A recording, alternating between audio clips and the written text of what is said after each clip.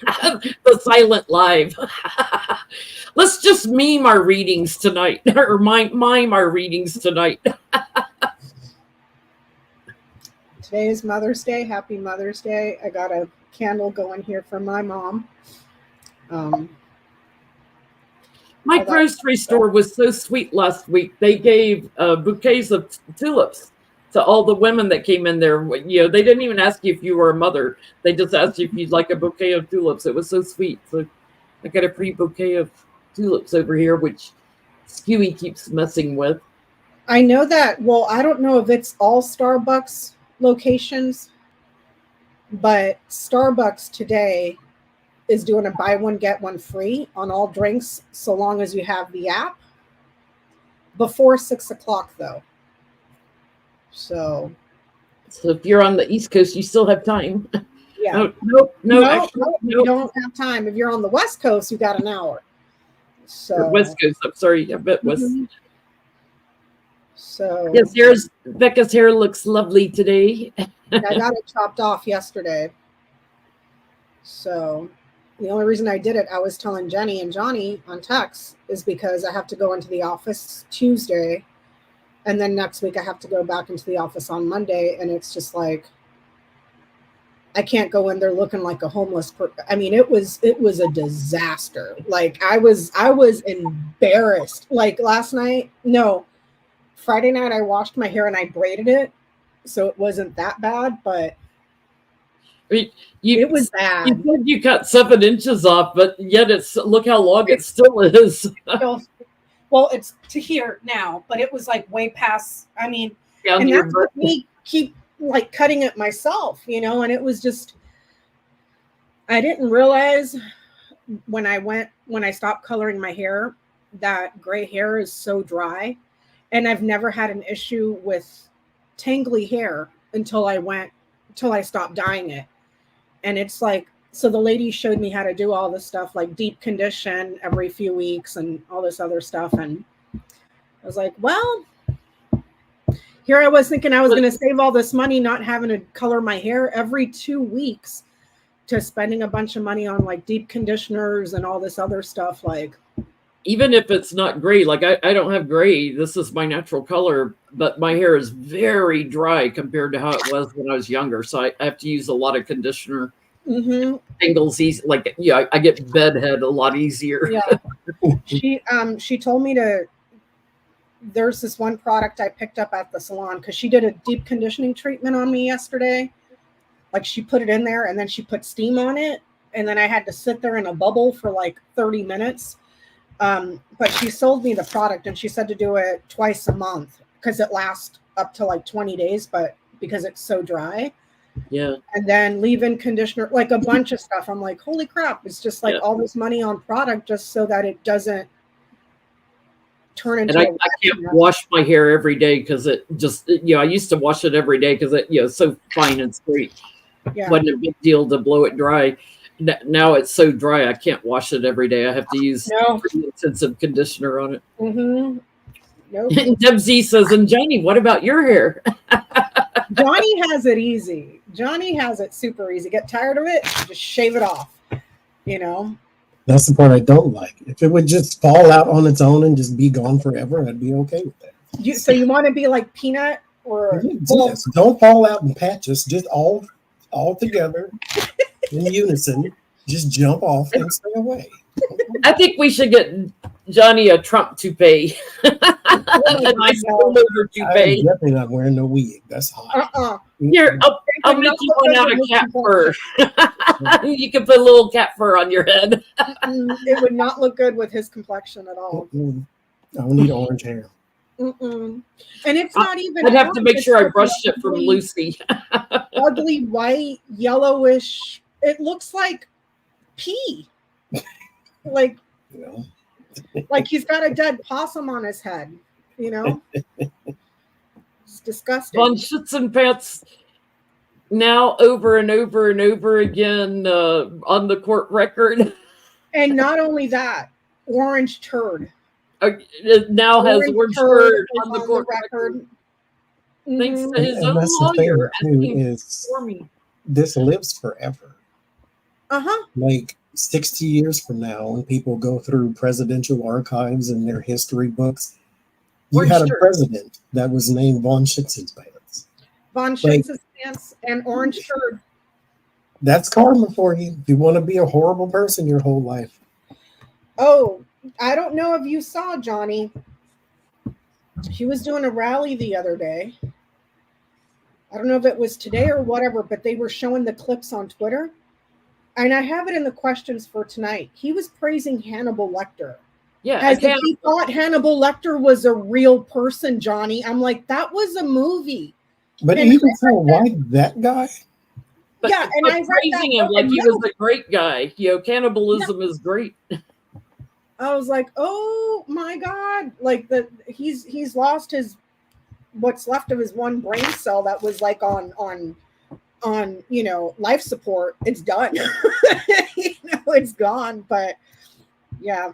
So any announcements? We need to do a health spread, see how his stress level is. Oh, it's bad.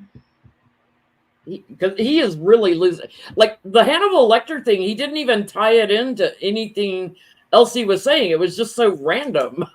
He was a great guy, and it's like, what the hell? Having someone for dinner, and it was like, was he talking about Hannibal Lecter or the guy that played Hannibal Lecter in the movie? What's his name? It starts with an A. What the hell was his name? It starts with an A. Oh, I could see his face. I can't think of his name. The channel tip. What the hell was his name? What's that actor's name that played Hannibal? The British guy. Yeah, that played Hannibal Lecter. He was in Howard's End and Anthony Hopkins. Thank you. Anthony Hopkins. There you go. I knew it had an A in there somewhere. Talk about memory loss.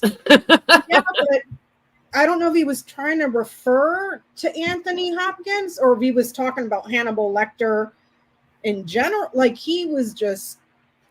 I think he was talking about Hannibal Lecter like he was a real person. It's like does he not realize reality that was a movie? It was a book. It was a book and then a movie. Silence of the Lambs, because that was. Well, we know he didn't see the book. Huh?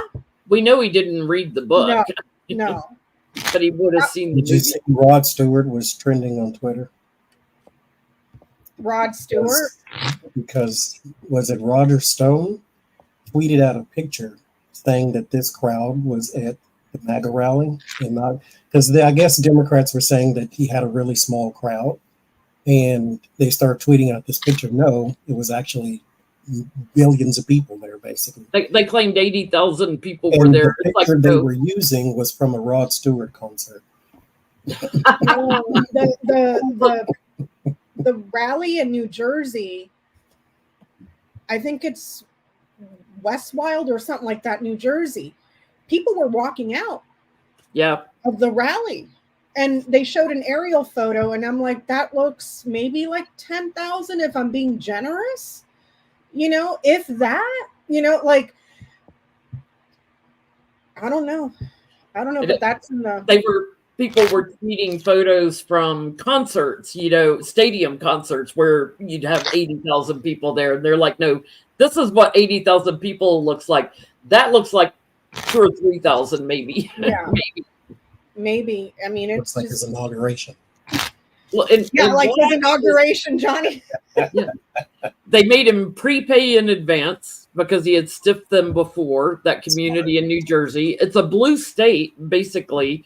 So why he went to a blue state instead of like a purple one or something, a swing state, it was kind of crazy. It's like, okay.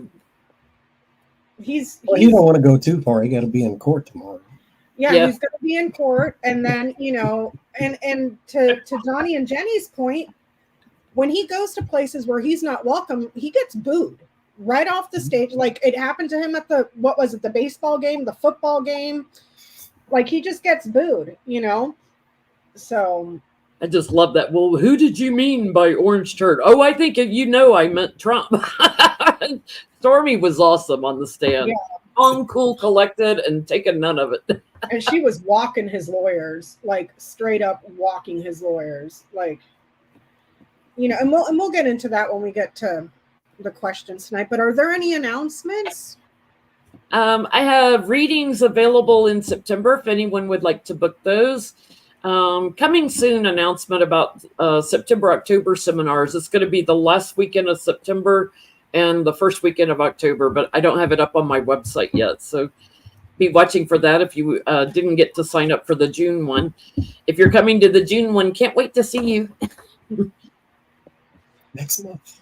Next month. A I month wish away. I could go, but can't do it this time. Maybe next Maybe time. the fall one will get you up there to. Yeah. The little monster is about to turn 1 year old next month. So The teenager. yeah. I've been calling her the Hound of Hades because I mean she went from the sweetest thing to just the biggest brat overnight. It's like, what the hell happened to you? You know? But anything for you, Johnie? Nothing. Nothing? Thank goodness. No. All classes coming up? Are they done? Are they No, finished? we're in week 2, so we're in the middle of the classes now. Are you going to do it again? Next year. Next year? That's a long ways away. Yeah. I got because this one ends, and then the very next weekend, Jen seminar starts, and it's not over basically until August for me. And then in August, I want to go and take a trip or two, not August, July, and take a trip or two. And then in August, September, I could do one then, but it depends. I'm moving at that time, so I don't know. I'm still going to be in Oregon. I'm just moving from here, and so that's a lot of disruption. So that may not happen for class at that time either. And then October and all that stuff starts the holidays, and so I don't want to do a class then either. So next year. But And I've been trying to figure out vacation time. we're going to have to celebrate when you get away from the 800-pound demon that lives above She's you. smoking around like right now, like Godzilla in Tokyo. Godzilla. Did you just say Godzilla on cocaine? I didn't, but that's funny too. Godzilla on cocaine. My favorite meme last week was this one. It says, a porn star and a Bible salesman walk into a courtroom. For real. Wait, angle it down so I can see it better. It's a guy having a drink, and it says, a porn star and a Bible salesman go into a courtroom. For real. Mm-mm. Mm-mm-mm. That was my favorite meme. Yeah. The only announcement I have is I'm back to doing personal readings. I only do 1 hours and grand tableaus. So if you're interested, shoot me an email at houseoflenormandreadings@gmail.com. And that's it. That's all I got. That is all I got. For people that are scheduling readings with me that also want to do healing energy work within the reading, which is fine because I'll do both. Don't email me all your health issues. I'm not going to remember by the time you have a reading in August or July. I won't remember. Just wait and tell me when we get in the reading. I have a lot of people emailing me about all their health issues. Yeah. Like, we'll get to it. So, yeah, you guys ready? You want to chit chat a little bit more or no? No, we're ready. So figured we'll start off with a couple questions from Allie. I don't think she's in the chat tonight, but she sent some questions. Her first question is, will Biden keep Kamala Harris as his VP running mate? That was her first question.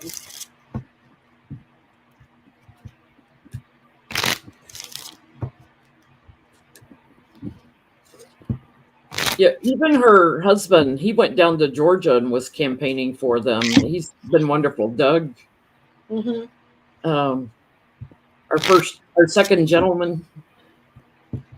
She is there to stay. 7 of Pentacles, Knight of Pentacles. She is planted.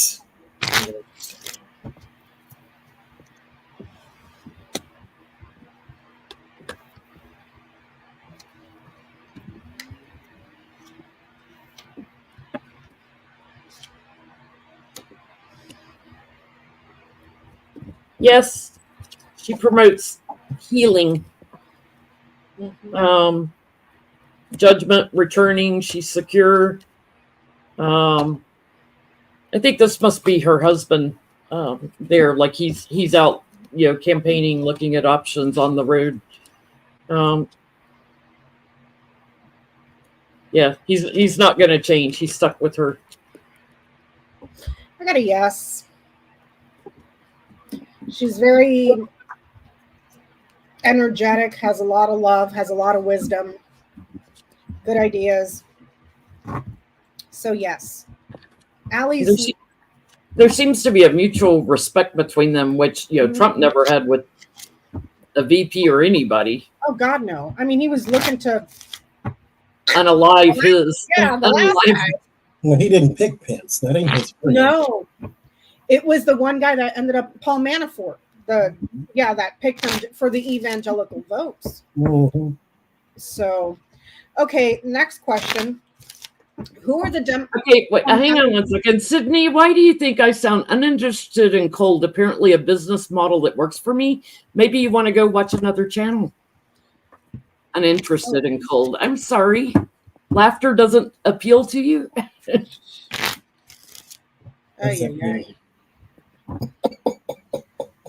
Keep it clean in the chat. That is mean, Lisa. That was very mean. I don't know if you meant because I don't want to hear about everybody's health problems until the day of the reading, but when you read every day of the week full time, there's no way I'm going to remember somebody's health problems in 3 months. Mm-mm. So I hope, Sydney, you never schedule a reading with me. How's that? Uh-oh. They know everything. They don't need one. Yeah. I'm cold. Yeah, okay. So next question from Allie. It's a two-part question. And she's asking, why are Democrats not being more aggressive going after Donald J. Trump? And why does it seem that they have no plan?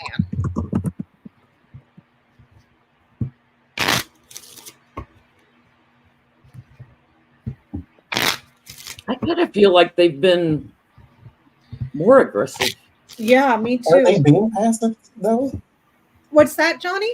I mean, are they being passive? In my view, I don't think so. I mean, every time Joe Biden has been doing speeches and stuff, he's been taking jabs at Trump. So I don't, but it was just. I mean, because what else can you do? They do the hit campaign, basically use his own words against him. He's in court, so it's not like they can go after him for charges. They're done that part already. They're doing I mean, I don't know. They're all talking about that women's rights, were sacrificed by Trump. Wait till we get to one of the questions on tonight. Because that weird lady that they made fun of on SNL, the one that was at the kitchen, that lady, she wants to pass a bill to monitor pregnancies. It's like, let's monitor Viagra. Okay? Let's start monitoring Viagra. But we'll get to that later.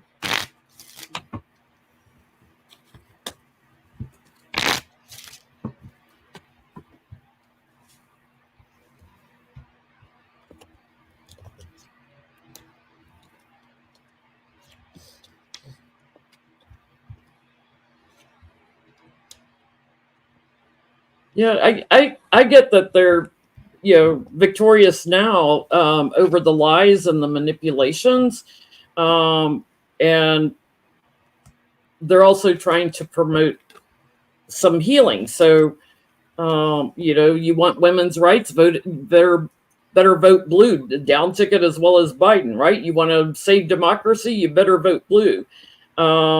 So. And this is a little bit across the aisle, too, because there are others that are on the Republican side starting to talk about the lie and everything. So I think they know they've got this one, and they're going to keep being strong and supportive of Biden.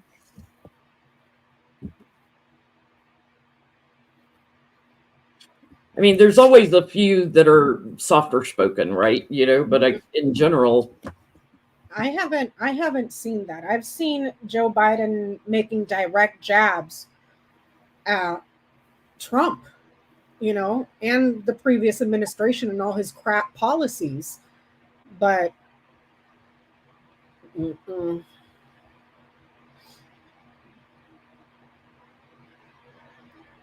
was looking for something that they already did. What was that, Johnny? So I was never mind. I'll come back to it. It's I don't know how to answer this question. Here's the thing. Okay. It ends in the Two of Swords. So there's not Two of Swords and the Seven of Cups. Yes, there's other things that they could do, but is it going to be more effective than what's done now? I'm still under the opinion that there are no undecided voters. Either you know or you don't know. You're going to vote for him or not. This is not are you going to vote for, Hillary or Obama type thing. This is the complete opposites of each other with Biden and Trump. So it's like you could do more, but what is more? There's the Two of Swords, so decisions that could be made, in the Seven of Cups as some options. So yes, there's some things they could do. They can put out more information here, more information there, that type of thing. They can do more ads, more commercials. They're going to, mind you, it's May, but they're going to do more of that type of stuff, I'm pretty sure, against the Republican machine, period, because he's not the only person running for office. But at the same time, I don't think that there's a whole lot more to do. What are you going to do? Drown him, for God's sakes? I mean, he's at the brink of everything as it is, so I don't know. So I get that he's doing just fine. There's a lot of ambition here by a lot of people that are either aides or work for him, that advise on upping up the ante and talking about all the new things that he has been able to bring forward. So like highlighting achievements in his resume, you know what I'm saying? So immigration stuff, this right here, pregnancies and births. So, but they're elevating it. They're bringing it higher. So like, oh, look at what happened, Roe v. Wade. Donald Trump did that. All the book bannings, who inspired that? Donald Trump. Like, do you see what I'm saying? So I get that they are, and there are official advisors that are working with him on, okay, you got to hit this point. You got to hit this point. Let's highlight this other point in your career that you should get recognition for. Do you see what I'm saying? So like they did for COVID, COVID was basically his fault, and they used that in the campaign. Yeah. The sad thing is, like when they've been doing interviews and polls, is the majority of Americans do not know all of Biden's accomplishments, and yet he talks about it and stuff. I think they just don't pay attention. And for me, that's the most frustrating thing, is that people don't understand. Trump did nothing but give a tax break to the billionaires, and nothing for the average man. And he did a lot for the average. More than 1 million people in the U.S. Thank you. For the average racist, he did a great job of separating families and throwing kids in prison. Yeah, because Lord forbid those babies go out and take your job. I mean, it's just, he did nothing, Jen. He did nothing but make us a national security risk to not only ourselves, but all of our allies, the global laughingstock. I mean, they flew a freaking baby balloon. Like the embarrassment, like out of 44 presidents, he was the only one where an ally had people flying a baby balloon in diapers with a phone. Like, come on. Come on. And, we were respected globally, and all of a sudden this clown gets in and it's just a shit show, And again, I say this is recorded. Like 60 years from now, kids in school can look back and this is history. Yeah. It's recorded. Yep. And the Trump tax cuts for regular middle class and lower people, our income taxes are due to go up for the next 7 years. So please explain to me how your life got better when you're paying more taxes so corporations and his billionaire buddies don't get to pay anything. Please tell me, how did that, because I'm sure those brown people being locked up is doing you a wealth of good. And another thing, these idiots with these anti-immigration laws do you want to pay $35 for a tomato? Because I tell you right now, there ain't no white man that's going to go out there and do this work in these fields. Like, it's just, I don't even know. But anyways, on with Trump,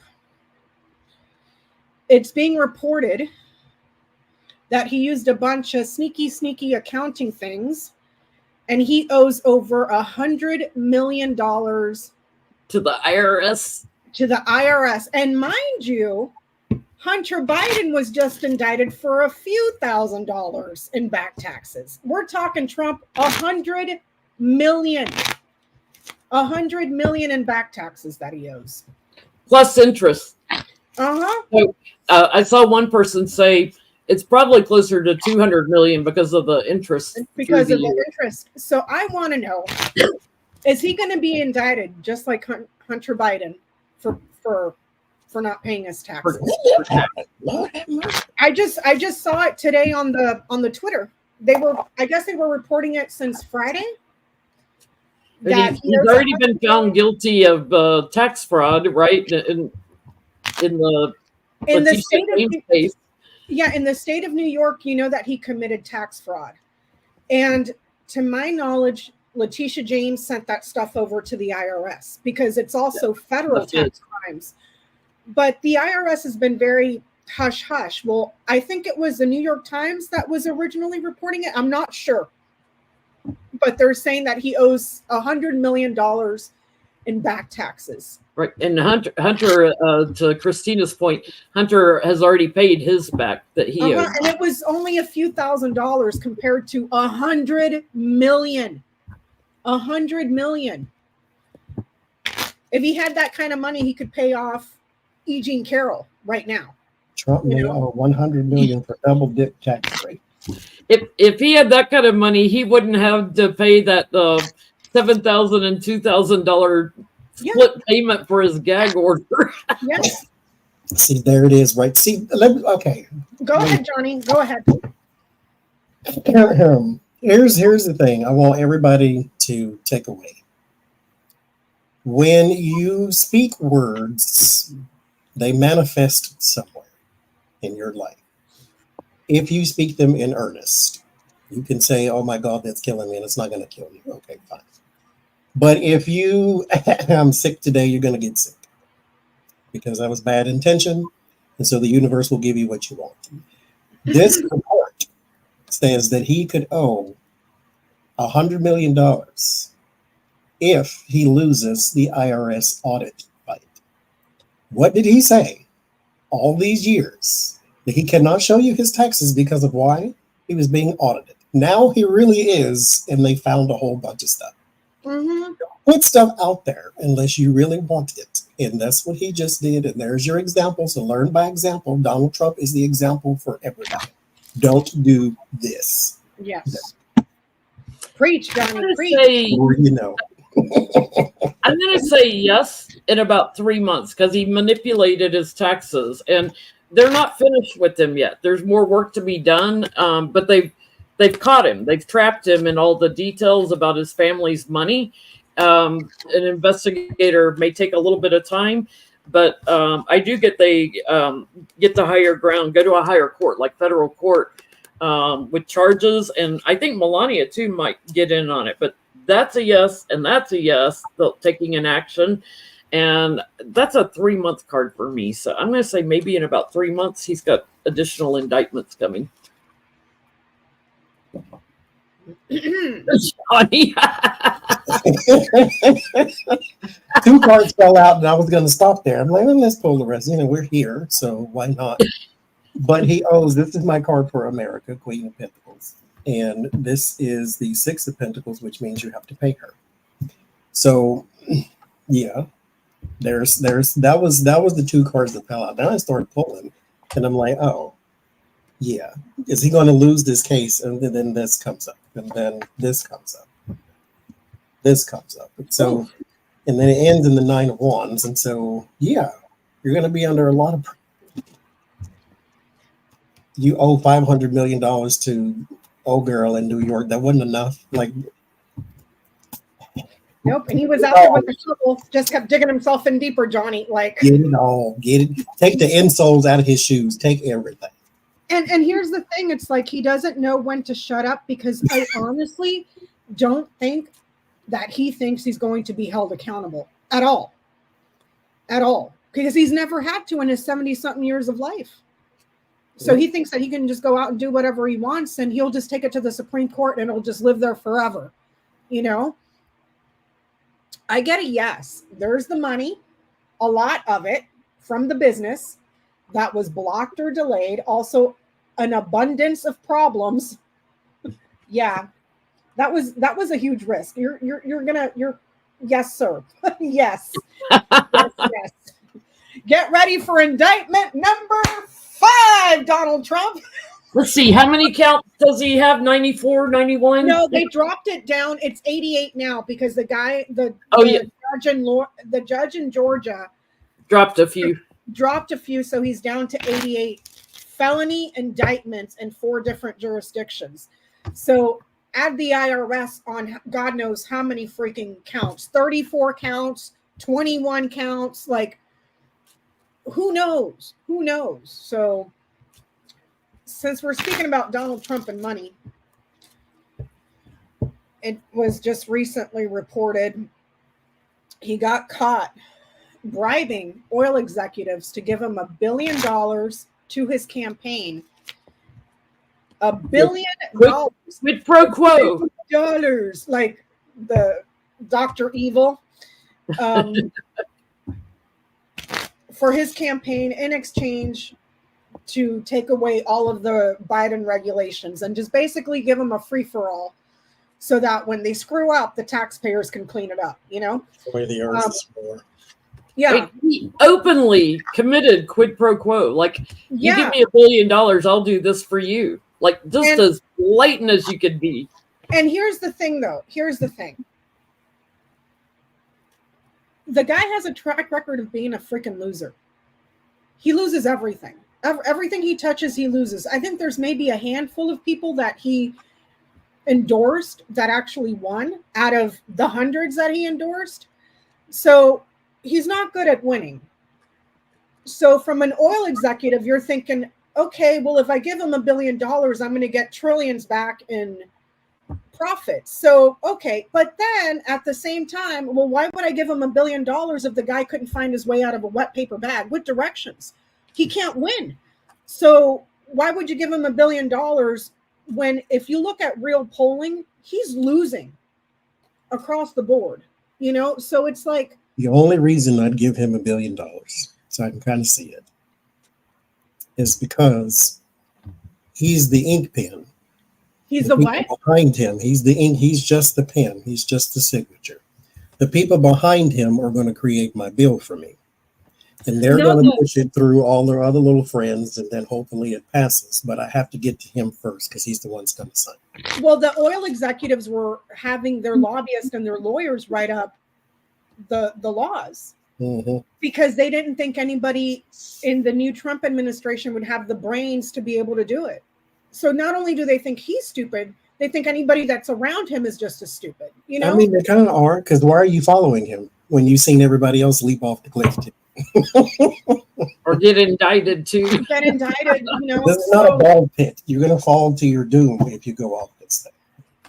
So I'm not a legal expert. I don't even know. My question is, could he be investigated and potentially indicted because he is a candidate right now, a private citizen as a candidate for president that's openly requesting for bribes. Yeah. So One is of there the like a law? senators, I think it was Eric Swalwell, has already called for an investigation on him over this. I can't remember for sure if it was Eric, but somebody already called for an investigation because it's quid pro quo, it's bribery, it's campaign finance violations. So if the election committees investigate, it's fraud. Yeah, so it's like, I mean, who knows how many laws he was breaking just by opening his mouth. Give me $1 billion and I'll give you whatever you want. I mean, the guy is that. So let's see. Is he going to have more indictments to his list for campaign fight for quid pro quo and bribery? And I'm just going to ask, will he be indicted for bribing oil executives? That's.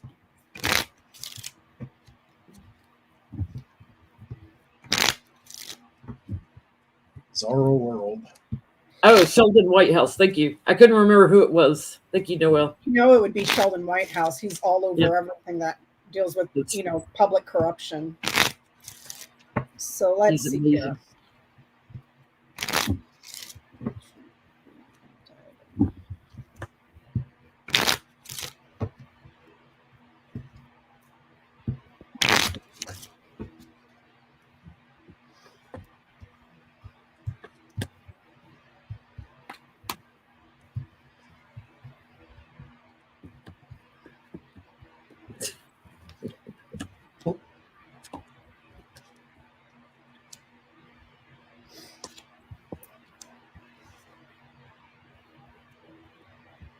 He's toast.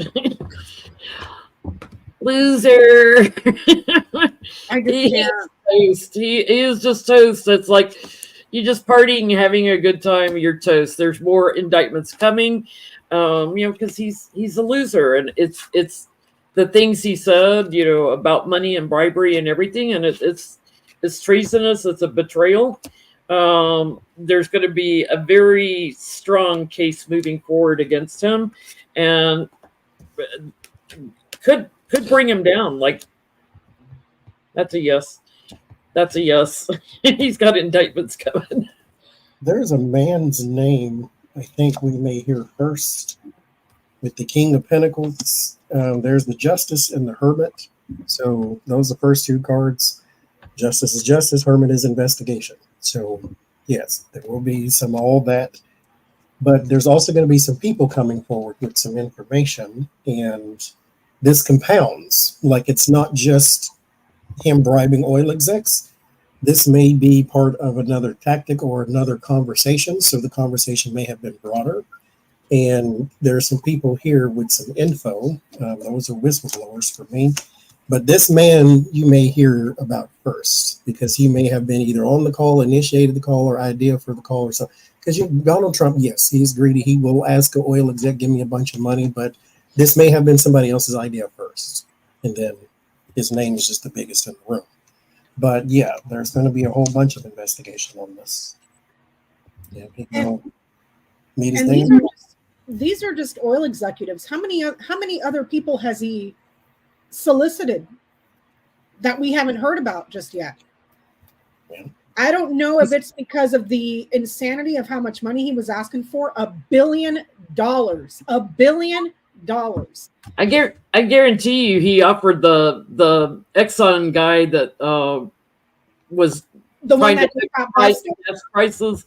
Yeah. I guarantee he waved a pardon in his face for $1 billion. I'll pardon you. He did sell pardons. Mm-hmm. I get a yes too.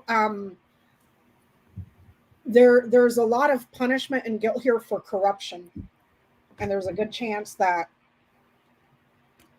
this goes to investigation and possible indictments. The clover is like a possibility, so we'll see what the team comes up with. But staying on that topic, the in this meeting, whether it was on Skype or whatever it was, what were the oil executives thinking, because usually regular politicians that engage in quid pro quo, which you can't tell me there aren't, okay, they're usually a little bit more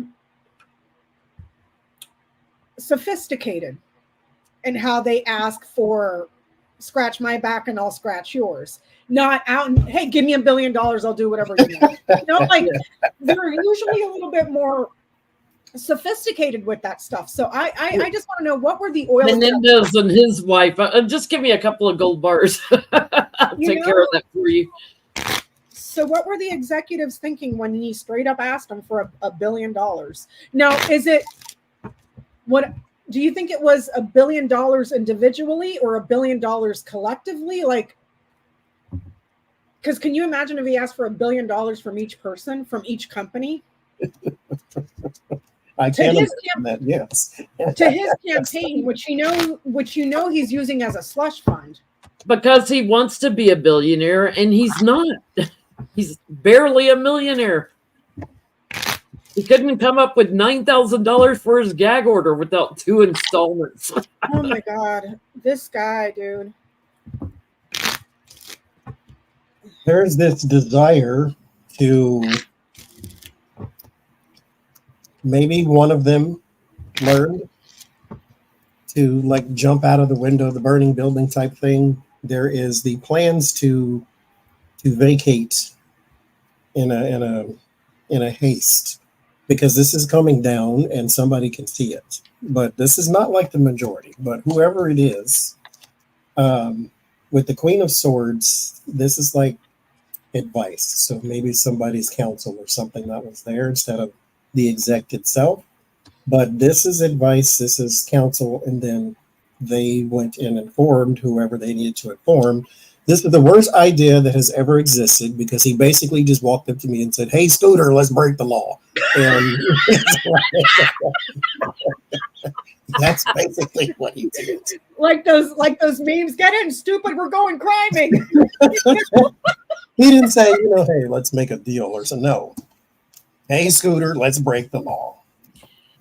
They all think he's going to jail. It's like, this is my quid pro quo card, and here's the law. It's like they're going to come after him and secure him. They think he's going to go to jail over this. So they're like, oh, I don't know about that. But he's like bullying and pushing, and I think he's having a mental health breakdown. I want to say thank you. A lot of anxiety here. For the super chats. I didn't catch the first name. I am so sorry. Queenie the Genie, thank you so much for your super chat. And the other person, Carol. And Queenie the Genie. Carlin, thank you so much. Carolyn. Oh, great. Now I can't get back. Okay. What were the executive thinking? Holy shit, this guy really loves to fraud. Okay, so there's fraud. There's love.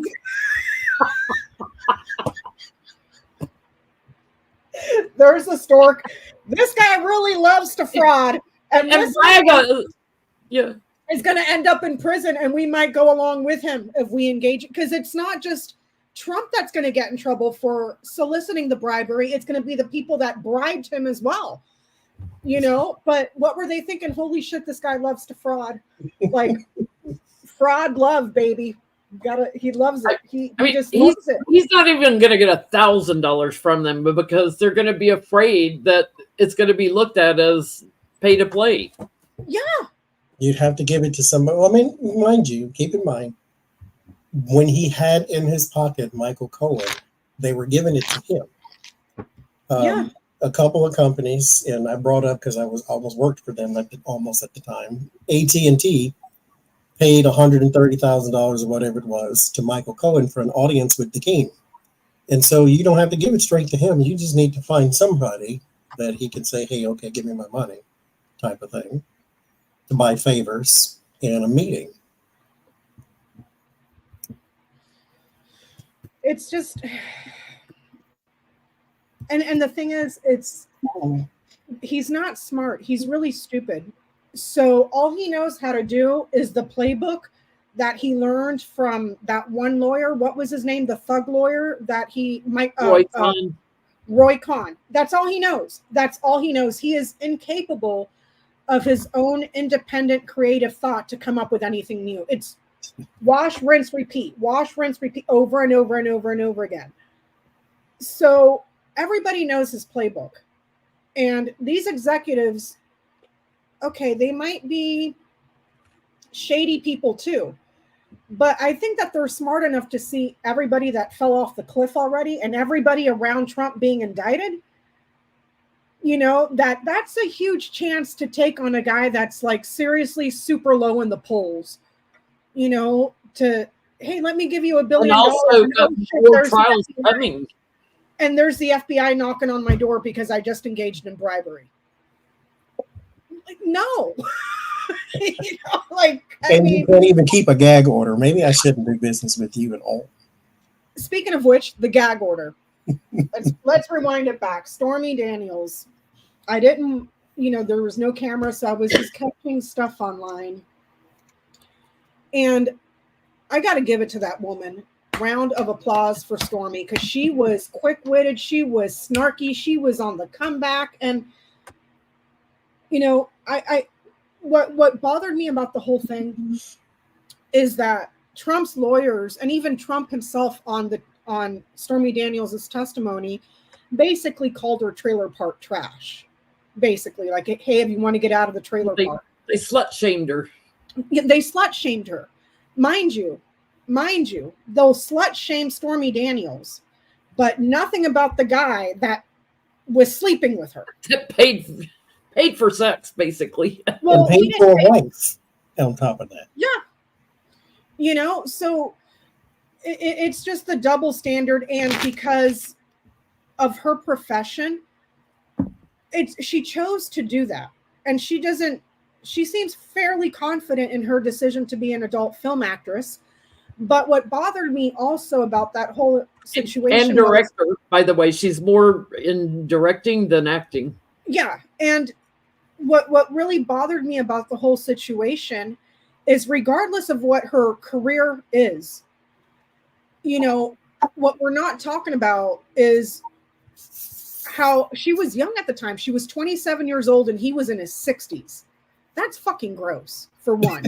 For two, this is a professional adult film actress who's used to having well-endowed men with experience and stamina versus the opposite. A tiny mushroom 2-pump chew, you know? So, and for them to give her crap about that, like, well, you're not, like, trying to undermine her character because of what she does, but giving leeway to the guy that engaged in sexual activity with her. You know, do you see what I'm saying? So it's just like that double standard and the misogyny, but she schooled his lawyers. And I want to know, because there's still this stigma around sex workers. So I want to know, how did the jury take Trump's lawyers' attempts to slut shame her? Like, did it work, or were they just like, oh, hell no? Do you see what I'm saying? The whole case is about, he paid to cover something up for election gains, you know, so. And then falsified business records and then committed felony. If he would have just paid it out of his account, none of this would have happened. So, you know, aside from whatever anybody thinks of Stormy, he signed the checks. He falsified business records and taxes to cover it up. So how did the jury feel about Stormy Daniels? Because that was really ticking me off, how they were going after her like that. It's just like, granted, he signed the checks to Michael Cohen because he had Michael Cohen pay them, but I mean, it's kind of like Fonnie Willis said, I'm not on trial. Yeah. So what I do and who I see win, blah, blah, blah, blah, all that doesn't matter. At the end of the day, did he do it or did he not do it? That's what we're trying to find out. 3 of Pentacles, not 3 of Pentacles, 3 of Cups and the 6 of Pentacles.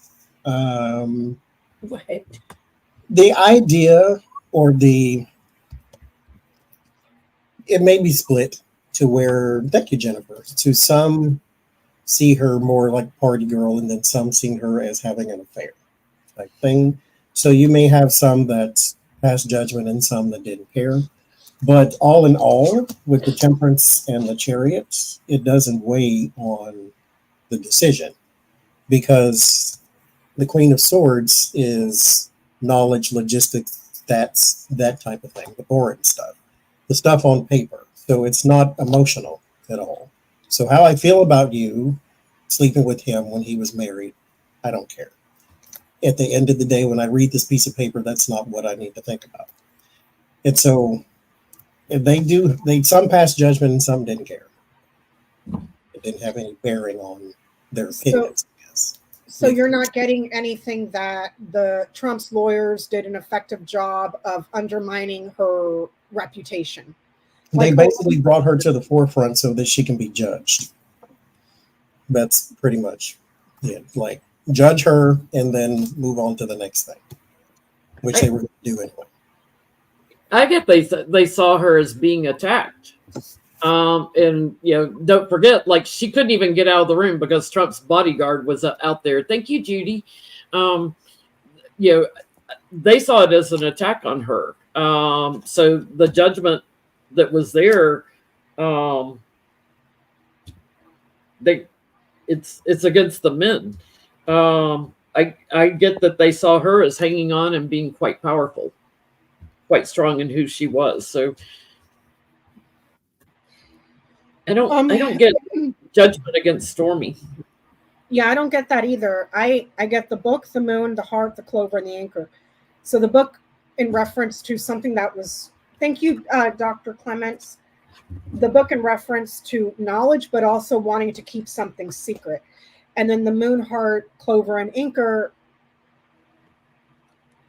the moon has to do with your reputation and fame. So trying to portray her as this very famous woman. What's interesting, I don't get the whip, which would be sex. So they don't even see her in that capacity. Do you see what I'm saying? They see her as a famous woman who had an affair that was very quick, but that's it. That's it. And it's all about a secret, trying to keep an affair secret. But this comes after the book, so it got out anyways. So I don't see reputational harm in the eyes of the juror. It's almost like character assassination, almost, towards Stormy Daniels, but it didn't land. And they saw her as a person that is very confident in her person with the anchor there. Thank you, Karin. Thank you also, Jennifer. We missed one. Thank you. So on with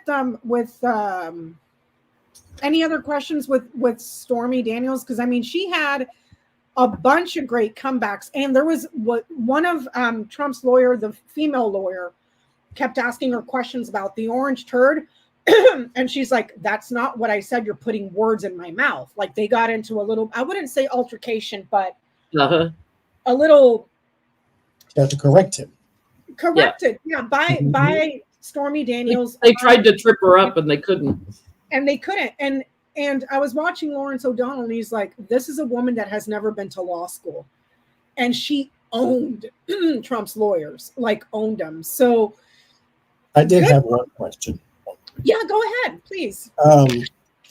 Because I was watching, Lena did this reading too, and I was like, yeah, I want to know what my court's saying on that too. How is she, the person, doing after all that? Stormy? Yes. After her ordeal with being questioned and all that, like, how is she physically, or not physically, but emotionally doing? Yeah, because I'm sure she's facing all kinds of threats from MAGA people. And see, here we go again. Here we go again. Attack. And this is another thing that ticked me off about the trial. She made it very clear that she was not assaulted. Okay. But from her testimony, okay, you were not assaulted, but eventually you were coerced because you were just like, just get it over with. You know what I mean? So she was coerced, not, in my view, but not assaulted. And she made that very clear. So again, for MAGA, you're going to okay this guy, but then the other person, no. because it takes two to tango. You know what I mean? Like, I don't understand it. It was really interesting too, because, you know, he did ask about her childhood and everything, you know, that she was from a broken home and a rough childhood. Like, he was trying to take advantage of that. Yeah.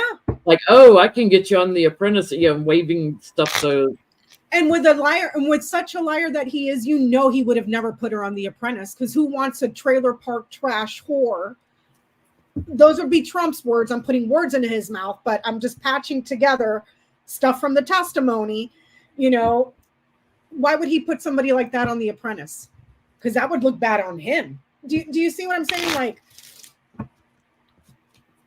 I am totally against slut shaming. I am totally for asshole shaming. That there's a difference. So how does Stormy Daniel feel after all of this, Johnny? That was the question. Mm-hmm. Does she have a book out, I wonder? I think she does, or maybe she's coming out with one. Either that or she's got, okay, so with the Queen of Cups, that's her. And then the Hangman.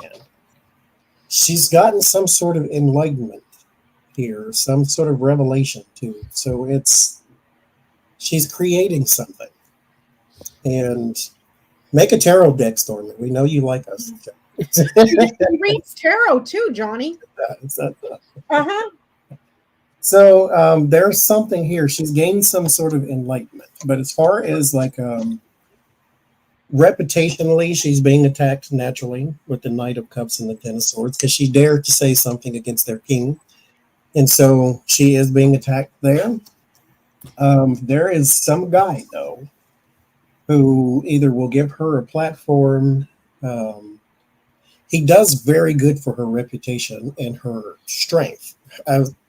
It's like as far as her coming across strong, because she doesn't have to respond with anger. She doesn't have to match the energy of MAGA, because the strength card is actually about doing the opposite, to answer the harsh voice with the soft voice, and you win. So there's some guy here with the Knight of Wands and the Emperor who gives her some sort of platform, or he has a platform that she goes on, and this establishes her as almost a completely different person, because whatever it is, she has changed and enlightened on, and then she creates something new.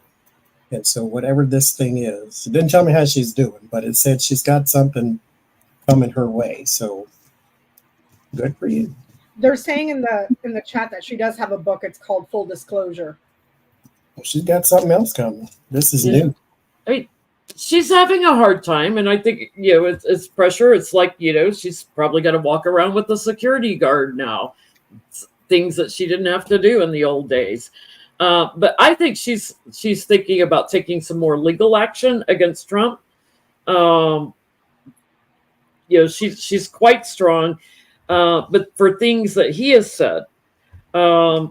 So defamation. I know there's been like defamation suit before or something that got settled out of court or something. But I think she's going to continue on and take more action against him and have victory over the loser again for things that he has said. She's gonna fight him again. So it wouldn't surprise me if she takes him to court for defamation. I get that she's doing pretty well. She has some choices coming up, some alternatives that she needs to look at, different ways of doing things. But overall, I don't get that she's stressed. I don't get that she's worried. I don't get that she's having a mental breakdown or living in fear of being attacked. I get that she's pretty happy. Pretty freaking happy, just making better decisions, making not better decisions, but decisions that bring her joy. Now, there might be things here where she might decide she wants to do a fashion line, or because it's the bouquet here and the crossroads. So she might be thinking some stuff over, like fashion line or clothing line or makeup line or something like that, you know? So, but overall, she's happy. I don't get stressed or fearful or, you know, looking over her shoulder or anything like that. I know that Jennie had a question that she wanted to ask if Melania was aware that Trump was having all of these affairs. From basically day one, it's like the whole time she was pregnant with Barron. Happy Mother's Day, Melania. Was she aware when she was pregnant with Barron? Trump was already a month into the affair with Karin McDougal, because that affair went on for 10 months.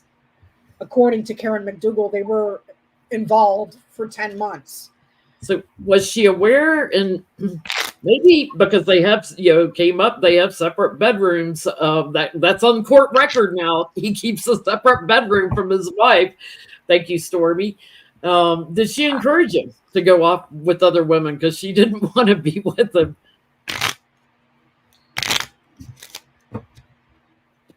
So was Melania aware that Trump was having affairs? From the get-go. I mean, she had to have known because she was mistress number what? Yeah. To his second wife. Yeah, but how many other mistresses were there in between?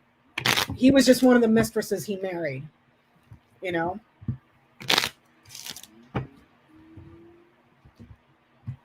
met him through Jeffrey Epstein.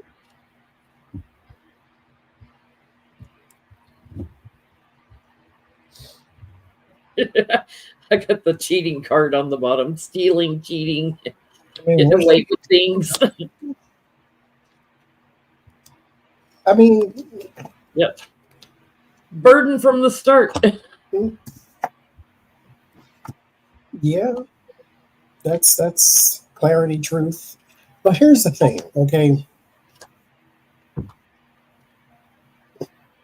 I don't want to be one of them people. Like, what's the definition of cheating? it's when this is the script. Like, he's not your husband. He's on paper your husband. He belongs to whoever he wants to sleep with that day. Because mind you, he's a damaged child too, chasing something. So keep that in mind. But he was not set up to be faithful to her. That was never the agreement. So does she know? Sure, but it's like that's part of the thing. Like that's the script over here. It's not as though she was betrayed and oh my dear gods, clutch thy pearls. No, you married a cheater because you were chasing money. You found it, and you also found the cheater. So, correction, if I may.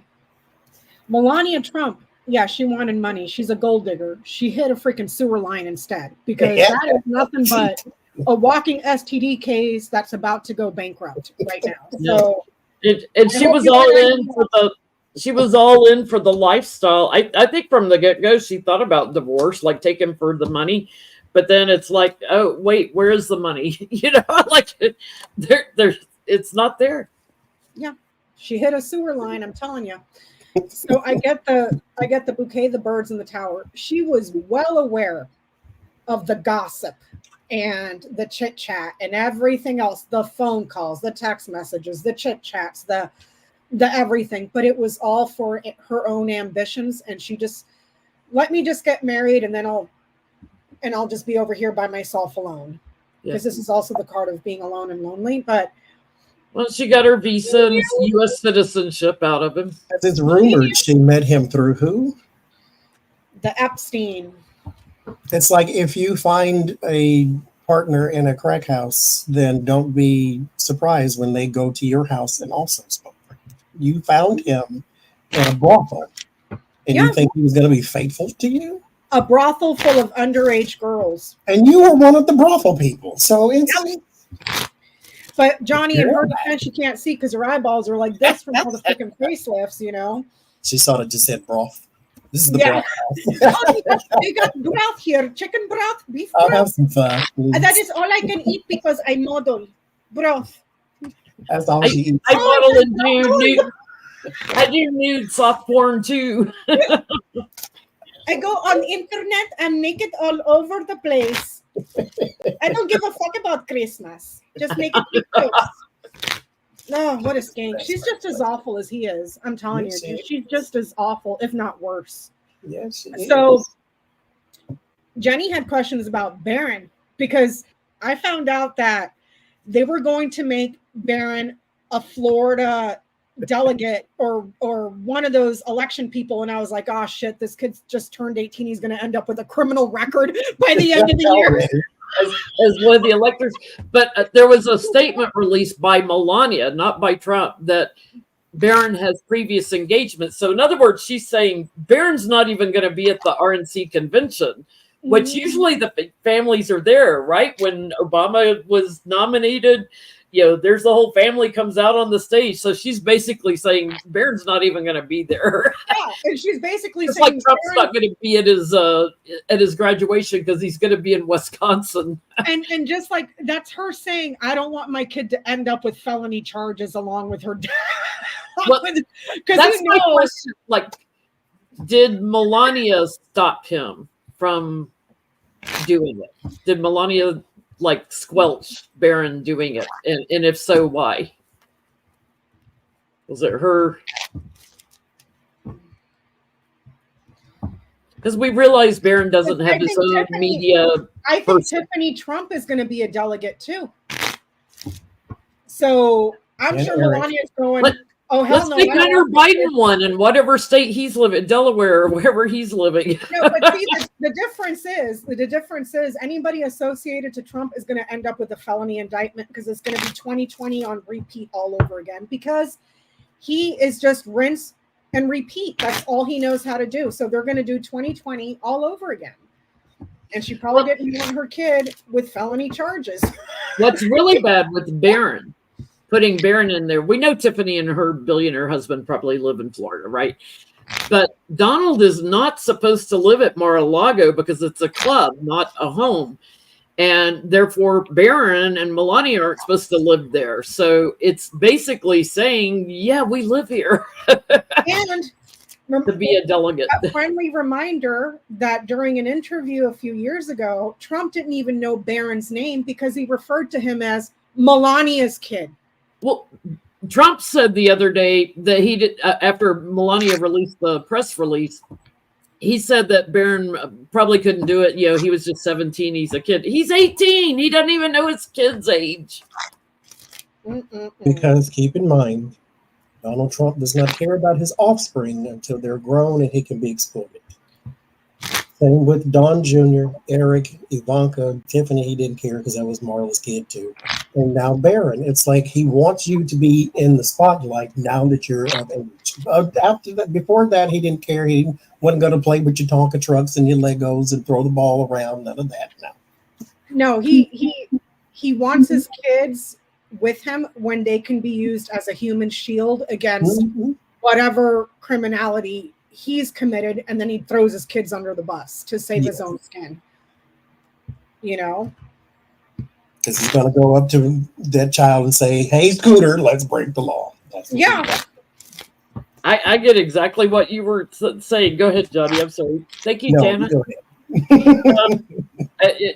Her judgment on the whole thing is, Trump's trying to have a real good time and have, his family of supporters and everything. And you're going to go to jail if you do this. So, she's looking at all the legal issues Trump is having. She's like, walk away, run, get away as fast as you can. She stopped it. Mother said so. Empress, 8 of Wands, there's the child. Mother said no, because this is a very bad idea. She used a little foresight, actually, because as I always say, if you trace the tower back, you would know where you went wrong. And so she can see where this is going. And here's the thing, though, homegirl. This is day one of him being 18 and drug into the Trump crime family syndicate. He's got until his father dies for him to continue to be pulled back into this thing. And so Donald Trump's going to want him at a rally at some point. That's what my next question is. Is he going to be pulled into rallies and campaigning? I would just think at some point he wants that child on stage to say something in his to pimp him out. And to Johnny's point, this kid just turned 18. Now he's got to go fight the other piranhas, Eric and Sniffy and Ivanka. who are all fighting over the scraps of what's going to be left when the IRS and everybody else has their piece of Trump. So who didn't like him, mind you. Well, he probably thinks Barron can get him the younger voters too, being 18. Okay, but I get that there is no relationship there.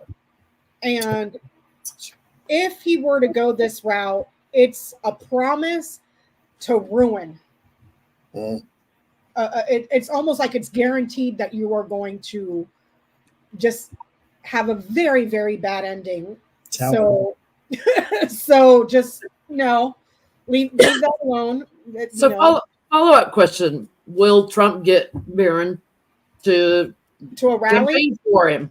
To appear at a rally or campaign for him? Because this ain't over. Because I haven't even seen a tweet or anything from Barron about his dad. So does that mean he had to ask one of his people what the kid's name is? Hey, what's Melania's kid's name? I need to know his name. And then why do you call him something else like Brandon or Billy or something like that? Like he wouldn't even get the name right. And jealous because he's taller than him. How sick is that? Oh my gosh. So will Trump have Barron on the campaign trail? I do have another Barron question. He really wants to. Really wants to. There's the Fool. There's the Page of Cups.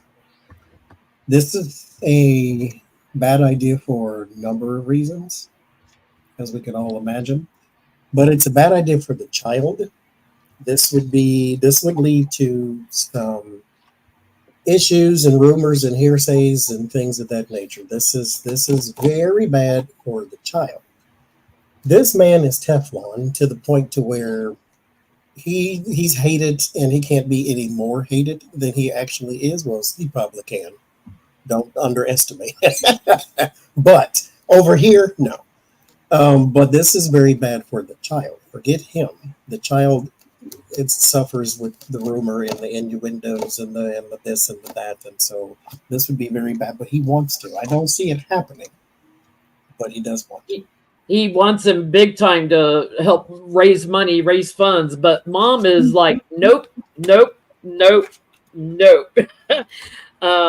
She blocks it, puts it into it. So it would be very bad news for Barron to do that.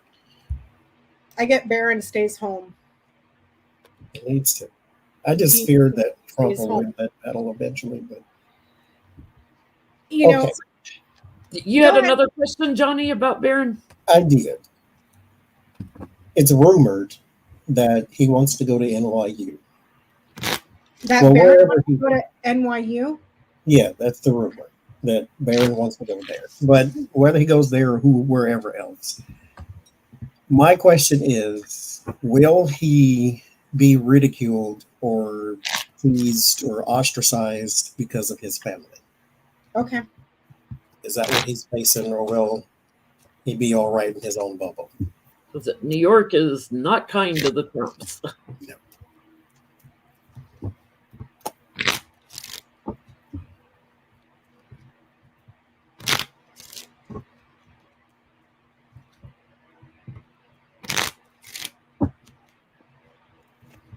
But he's 6'7", so he stands out. And he's got Donald's face too. Yeah, he stands out big time.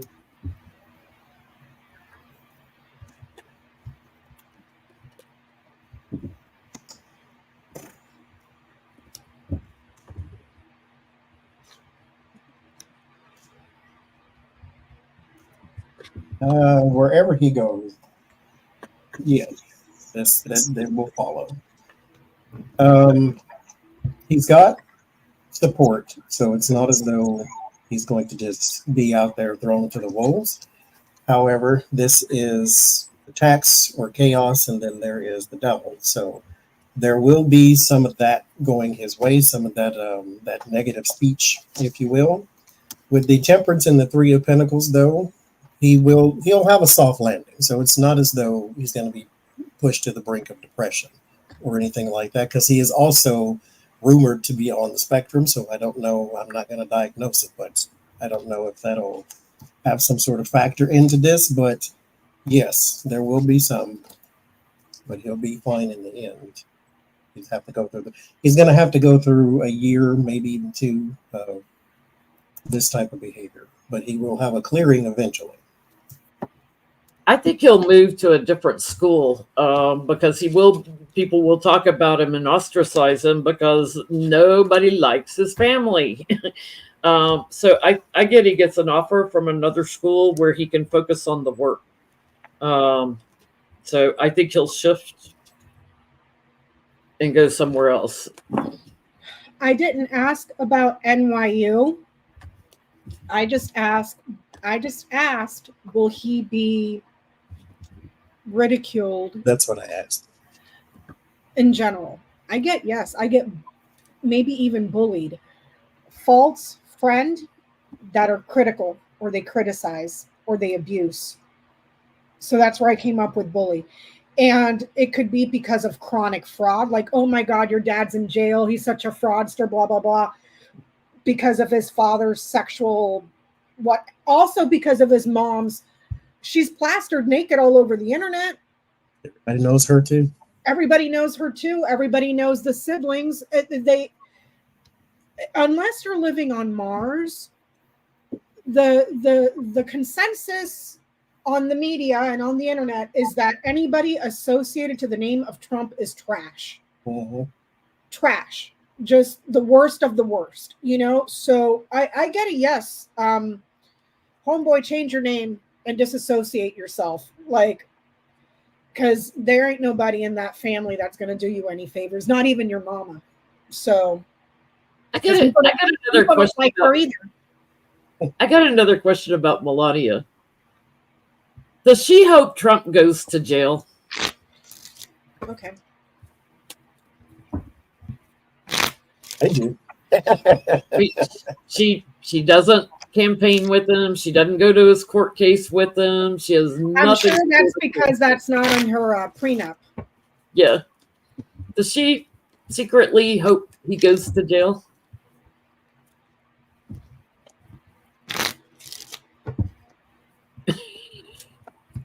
Sonny's afraid to look at his cards.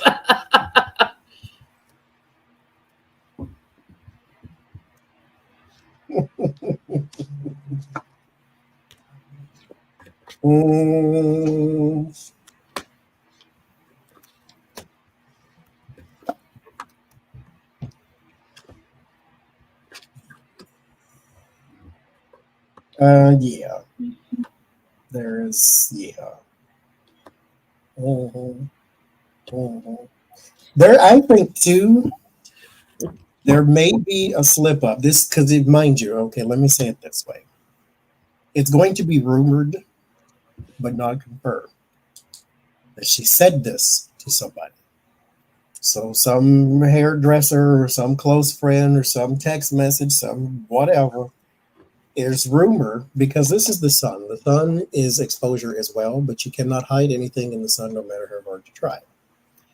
And there is a message that was passed through about him from her to someone else, where she mentioned the sentiment of, I wish he would go to jail or house arrest or be laid out or something of that nature. And I think she said it to somebody, and it's going to come out.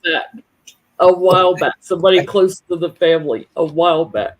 I think it's rumored, so it may not be something that we can confirm, but you heard it here.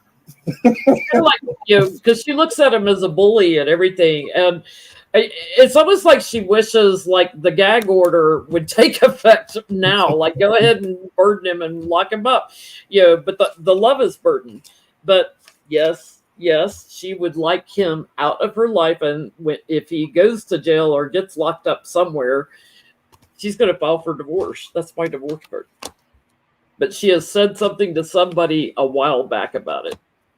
I'm hanging in until he goes to jail. I get the tree, the lilies, and the fish. For the treat, as thank you, Down Foster Longford. Well, I think it's done. Oh, Dawn. Sorry, I'm blind. She just wants an abundance of peace. Oh my God, please put them in jail. I just want to sleep, okay? I just want to take my medicine and go to sleep. I am so sick of his shit asshole. You know, like she just. I don't want to hear his farts. I don't want to hear his mouth. I don't want to hear anything. And house arrest would be horrible because then he's at the house. You know, it's like she wants him somewhere far away where she can just have peace of mind and not worry and not even. What a perfect way to. Whatever's left of the contract, they're, you know, what is it? When before they got married? Prenup. Yeah, the prenup. I don't know if that money is game for all the shit they're going to take from Trump because it was all dubious to begin with, you know. So let's say she's got 25 million left, or she's 25 million, whatever.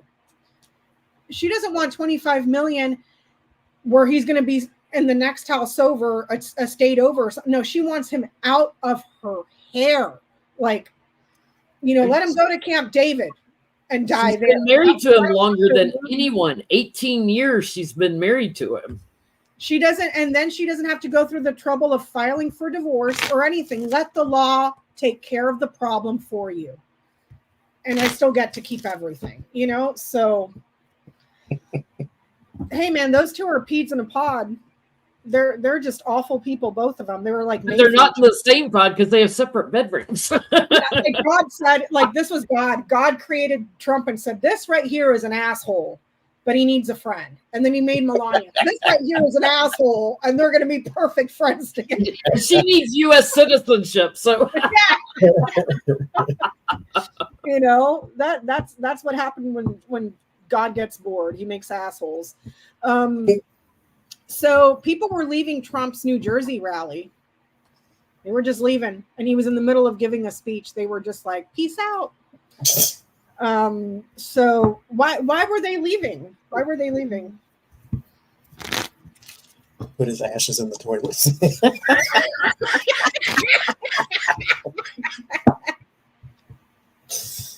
Oh, EMC, she probably would do that. She probably would do that. Jesus.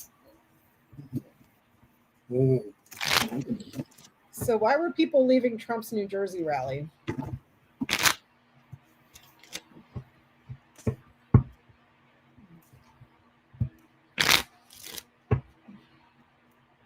You know what? What? Okay. Well, okay.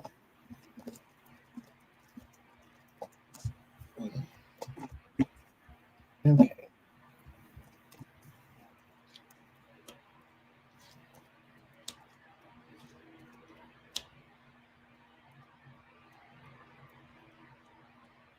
There is, so I say I don't think there's an undecided voter, but there is a converted voter. Sometimes in life, when you think you know everything or everything about what you're facing, and then you get in the same vicinity of what you're facing, something else clicks and you're like, wait, this is not at all what I thought it was. There is some kind of come to Jesus moment with some. I'm not saying the most, but some.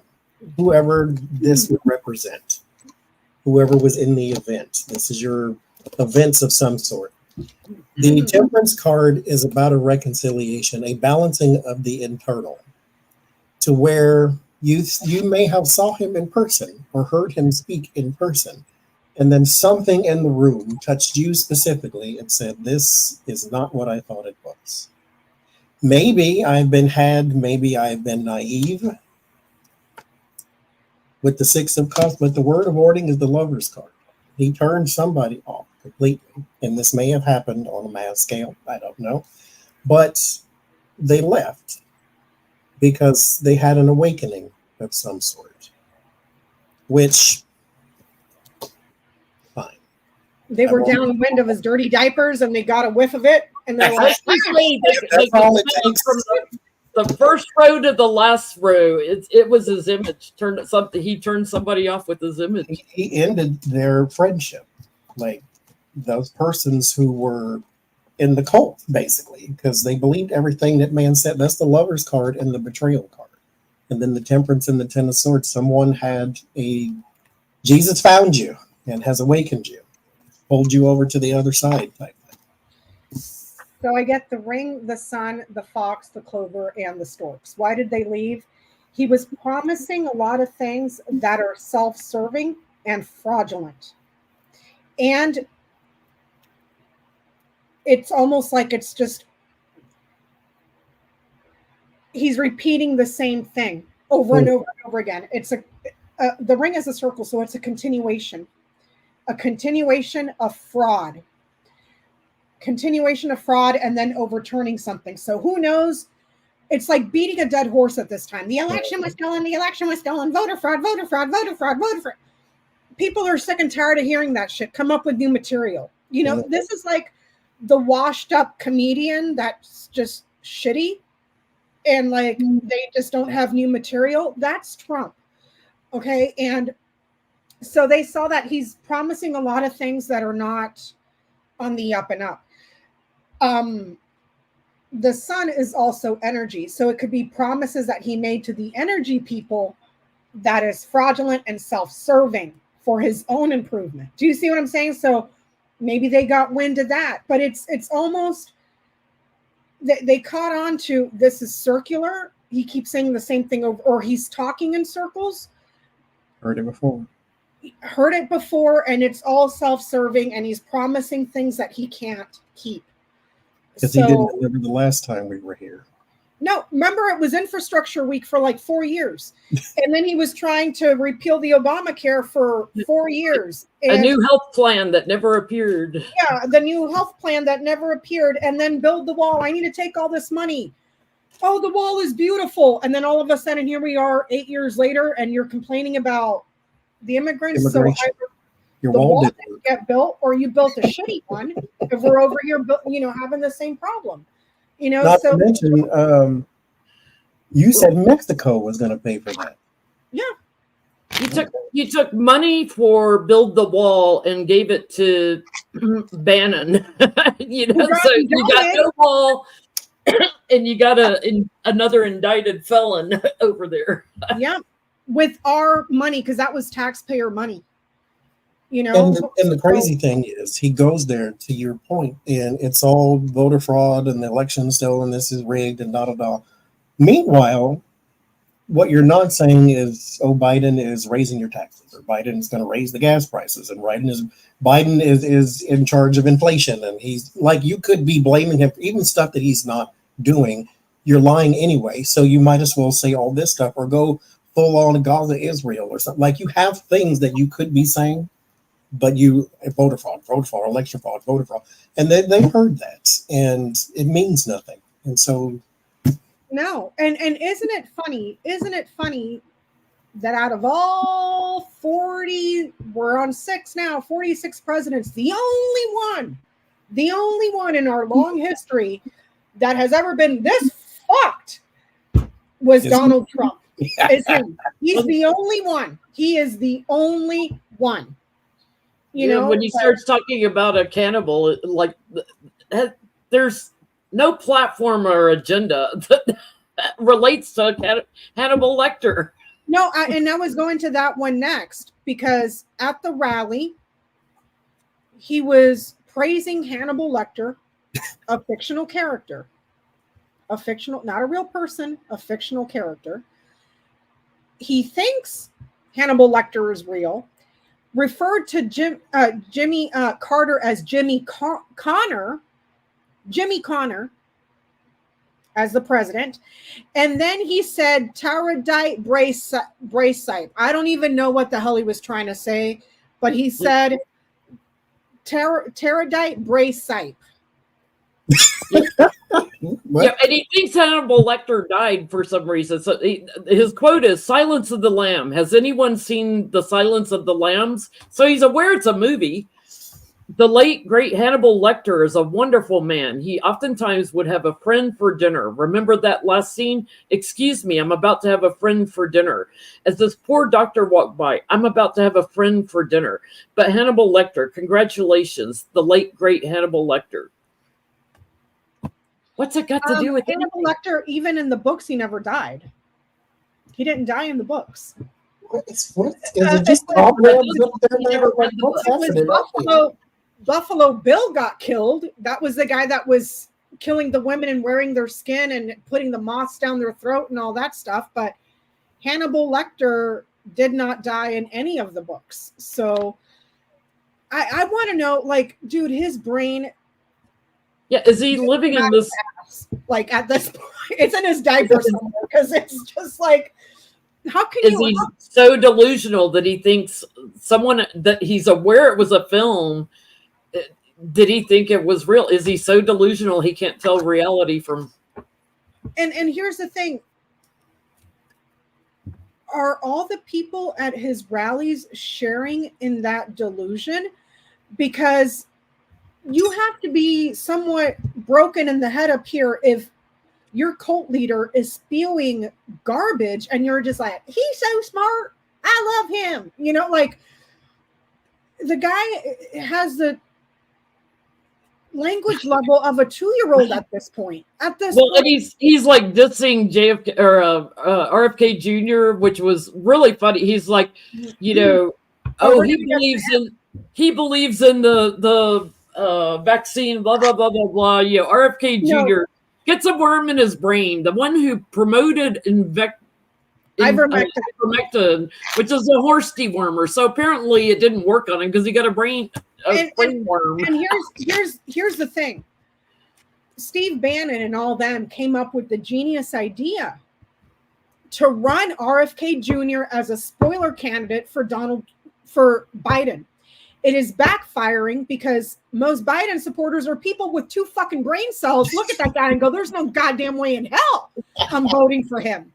So they grossly miscalculated that, to think that they can run a whack job like RFK Jr. and that's going to hurt that's going to hurt Joe Biden, and not the other fucking Looney Tunes that they got over there that thinks Hannibal Lecter is a real person. So now Donald Trump is going after RFK Jr.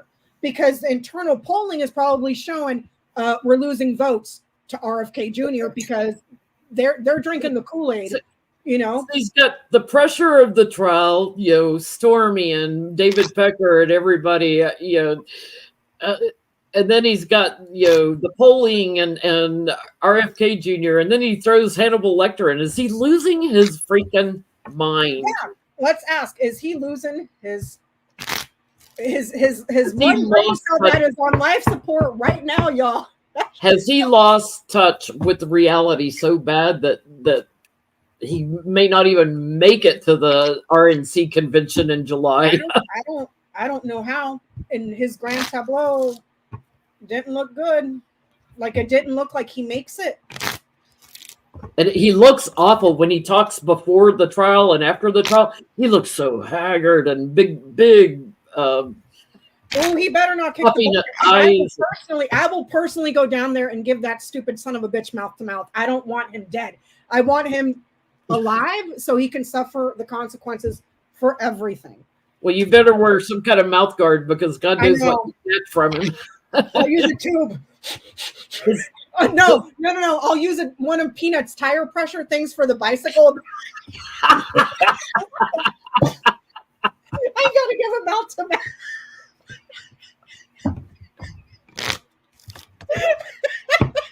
He's like, Peanut, I gotta use your tire pressure thing. I gotta go give Trump CPR.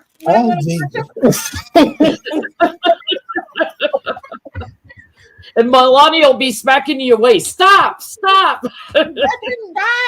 He had a little nozzle in his mouth. It is little bitty mush in his mouth.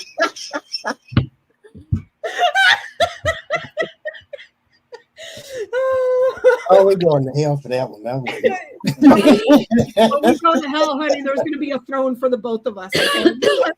Just letting you know. mine.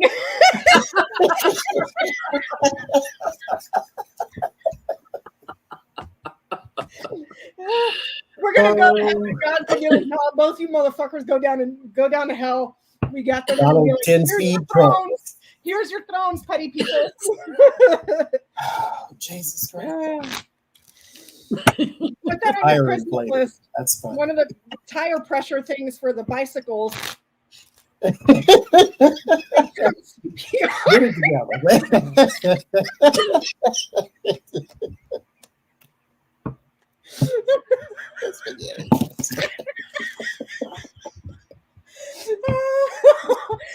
You know, it might not be that hard too because his mouth looks like an asshole, so it's not like it won't fly back out though. it won't fly back out. All the while you sitting in his stomach getting bigger. Y'all stand back, ketchup about to fly everywhere. Lord Jesus Christ. Is he losing his mind? Probably shard a lot out the other end. Oh God. Eight of Swords.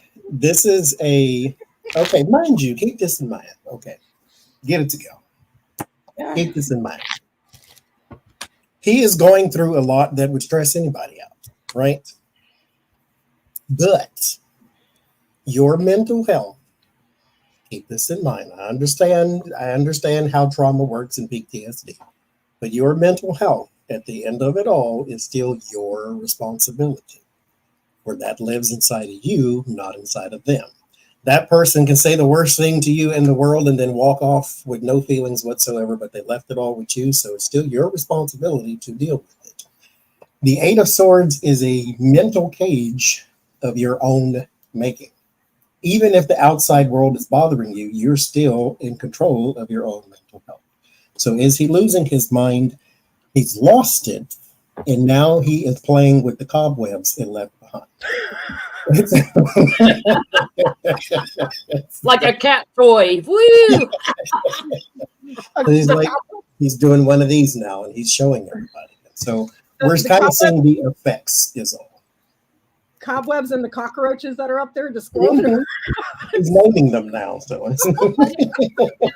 he is the fool. He is stupid also, but it's like all of his anxiety and his lunacy and all his lies that he has clung to for so long are just getting illuminated. He is not balanced. He is not right. He's erratic. He's very close to a mental breakdown because he's running a loop through his own mind over and over, as Johnie said. It's just a matter of time. He is about to either have a heart attack or a stroke or a mental breakdown. Oh, no, not until I got the tire pressure thing, dude. Like, I don't, no. That mental breakdown is tableau, too. I remember. He's close to it. No, ma'am. I want him fully conscious when he's sitting there getting a smackdown for everything he's ever done his whole life. Is he losing his mind? Oh, yeah. What's left of it in abundance. Like, so since we're talking about people losing their minds, you know, the media, I don't know why. Joe Biden is too old. Joe Biden is too old. Meanwhile, you got one over there sitting in criminal trial wearing diapers, and his cult followers think it's so cool that they're now making banners of real men wear diapers because somehow that's a flex. Remember last week I said it would be mostly women wearing diapers to the rallies, and every picture I saw of someone actually wearing one was a woman. Jesus, no, So no. the men are carrying the signs and wearing the T-shirts too, but the women are the ones that are wearing the diaper over their jeans and stuff. Are you trying to get a yeast infection in that heat? No. So you know, oh, sleepy Joe Biden, he's so old. Meanwhile, one over there's, you know, cognitively just gone, wearing diapers. And then the other one is bragging about having mercury poisoning and worms in his brain. Somehow, out of all the millions of people in this country, you had to find a guy with brain worms and mercury poisoning. And the other one, he keeps talking about too that somebody told Biden he looked good in a swimsuit. Like, he's so jealous that Biden wore a swimsuit on the beach or whatever. Now, can you imagine? I don't want to see Trump in a swimsuit. No way, dude. I have enough. You know what Biden looks like in a swimsuit? He looks like a grandpa wearing a swimsuit. Trump is a completely different type. He's obese. So what are you going to see? An orange face with a dead raccoon on its head, and then the rest of them white and padded shorts with man boobs bigger than mine. You know, I mean, and I'm not here to body shame anybody because I could lose a good 50 pounds. You know, but I don't sit around going, "Oh, I hate you because you're skinny." No, I just like you know. He still thinks he's hot. You know, that's in his brain. He still thinks he's attractive and hot and stuff. And he just bashes everybody else on appearance. And it's like, have you looked at yourself? No, Jennie. Apparently he hasn't because he's 6'4", 200 and what? 50 pounds? 15 pounds. 215 pounds. I'm sorry, 215. So he's over there looking better than Shaquille O'Neal. You know, like. Get the fuck out of here. I am the freaking tooth fairy if that's real. But so Mr. Brainworms guy, I guess it's I kind of want to know, is it real? Because the story came up when he was filing for divorce and was trying to get out of paying the ex-wife a bunch of money. And he was saying the brainworm was why he couldn't work and get money coming in. So I want to know, is it a fabricated story? Did he have a Ronnie Jackson type doctor falsify a medical record to say that he had a brainworm? I don't even know if brainworms are real. Like, is it real? It is a thing. And then Sanjay Gupta was talking about, usually you get it from undercooked pork or something like that. And then he's sitting there saying that because of the brainworm ate part of his brain, you know, which probably looks like Swiss cheese now, because the brainworm ate his brain, he has cognitive issues to include short-term and long-term memory. But please go ahead and tell me how memory is okay. It's like, okay, you have no short-term, you have no long-term memory. But what's left? What's left? But you're fit to be the president of the United States. And please go ahead and tell me how Joe Biden is too old. You know, last I checked, he didn't have brainworms. You know? Well, and his voice, he sounds like he's gargled rocks for years. I don't know what that medical condition is that causes that. He sounds like he smokes a carton of cigarettes a day. He sounds like he's been on a ventilator and they just took the tube out and he hadn't healed from it yet. Like that. I've never heard him speak. I don't want to either, but I've never heard him speak. This is my card for your body or well-being. There is something wrong cognitive-wise, but I think he got it from water and not pork. But yeah, that was just one example, like how you can get a worm in the brain. Yeah, I read that thing too, and the undercooked pork, and he was in a bunch of countries apparently too with poor sanitation and this and that and this and that. So I get a yes, but I also get the whip and the scythe. The whip is abuse, but it's also addictions, and the scythe is something as a thing that is sharp. So needles, scissors, gardening tools, cutlery, anything like that. So this is almost like, yes, he really had it, but there's also an issue here with an addiction that's dangerous. He is a recovered addict. Oh, he is? Was it anything that needed to be injected?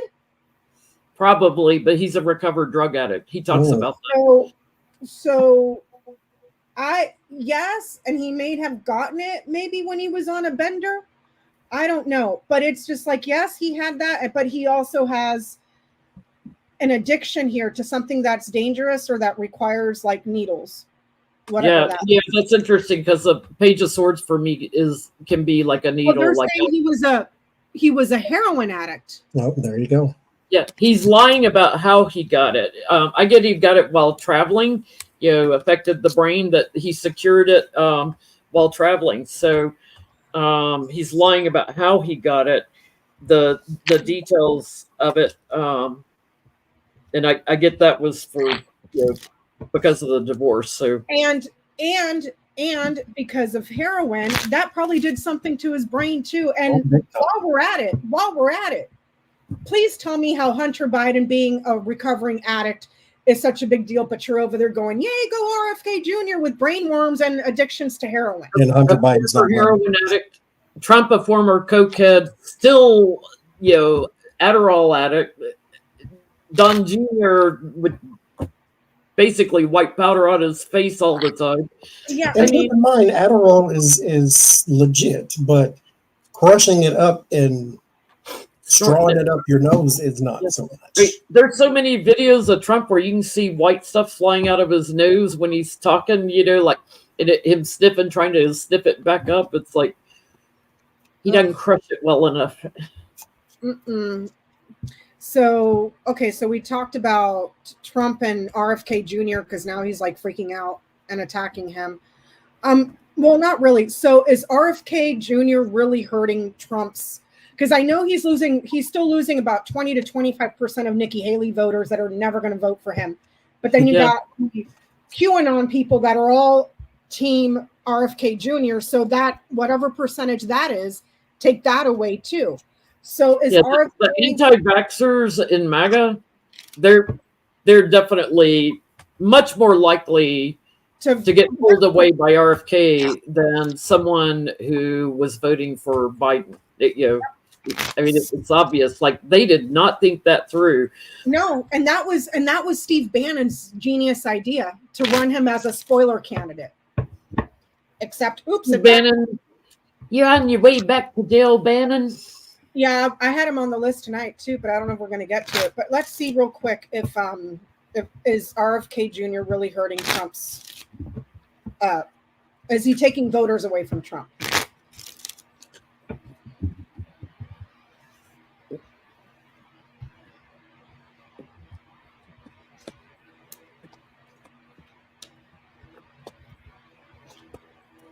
Yep. There's your opportunity.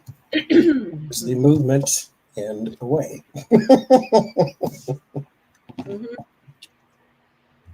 I get a yes too. I get it. The bouquet, the whip, and the heart. Yeah, from people that kind of like recreational drugs or anything of that sort. Also, people that are critical of medications, that sort of thing, or like, RFK Jr. because vaccines suck. People that have turned their back on Trump. The erratic ones are moving away from Trump, and here's Trump. So that's a big yes. They are moving away. Maybe we should look at because Michael Cohen's testifying tomorrow, I believe. I just before we get to that, I had a question. Before we get to that, okay. Aileen Cannon has postponed the classified documents case indefinitely because she can't stay on schedule indefinitely. So like it's mark your calendar for it's never going to happen. Okay. So there was an online petition and I know that Glenn Kirshner was advertising it because I did see a video on Twitter from him and I did see it on his channel as well, along with other legal scholars, to sign a petition to have her recused from the case. So far, the petition has reached, last time I checked, it was 300,000. I don't know how much weight petitions from the public get, but either way, according to all legal scholars, this is a pretty open and shut case. He had the documents. He didn't give them back. He lied. He obstructed justice. And then he lied again. And simple. Jack Smith's group has tried to explain to her how to handle classified documents in a case, and she won't get it. She won't do it. So I'm not sure. I have not really seen anybody saying that if he can really, because of this now, if he can go and officially file a writ of mandamus for all the F-ups she's committed. And now with something like this where she's just not ever going to freaking try the case, I think she put something on the calendar for next month. But people are like, that's not going to happen. She's just going to close that one. And like, she keeps pushing it. Like she wants to hold the case, but she has no intention of ever bringing it to trial.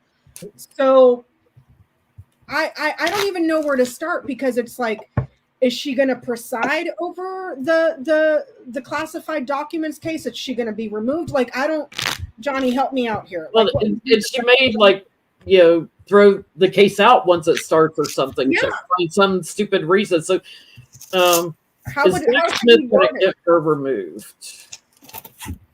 Because I did a tableau on him. I said the woman is committed to his innocence, and the woman was in House Justice, which is the judge. It's like, so she's trying everything she can. She is trying. Yeah, but I mean, when Ty Cobbs comes out and does an interview and calls you in the tank and incompetent at this in the same sentence, you know you have a problem. And you can't tell me that the 11th Circuit isn't sitting there going, what the fuck, you know? So how did you word your question, Johnie? I'm asking, will the case resume? What's going to happen next with the case?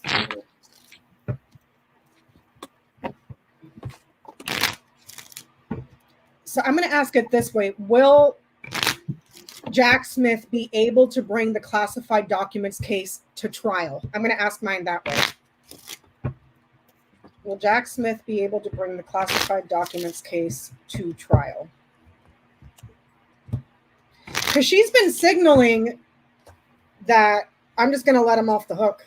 Mm-hmm.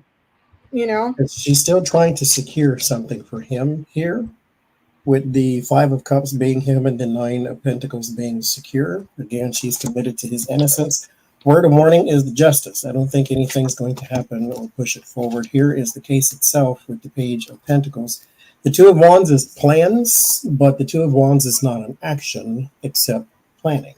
So you don't actually move forward with this. This is just the blueprint stage. And so she's still trying to kick this can down the road. She's trying to secure his innocence, trying to basically give him the happy harmony that he's looking for. So as far as right now, it does not look like it resumes anytime soon. Yeah, I asked it, will Jack Smith get her off the case? And I think he will. He'll get her divorced from the case. It may take a little bit of time, but he's not happy. It's like within the next 2 to 3 months. It feels like it's sooner, like maybe within the next 6 weeks or something, that he gets the plan off the ground to get her removed and get a new judge to come in. So I get yes cards, and he has support for it, and he moves forward with the new judge. I get that there's going to be the arrival of an argument on this. The bouquet, the whip, the anchor. I asked, will he bring it to trial? Will Jack Smith be able to bring the classified documents case to trial? Not sitting at some judge's desk indefinitely for the next 20 years.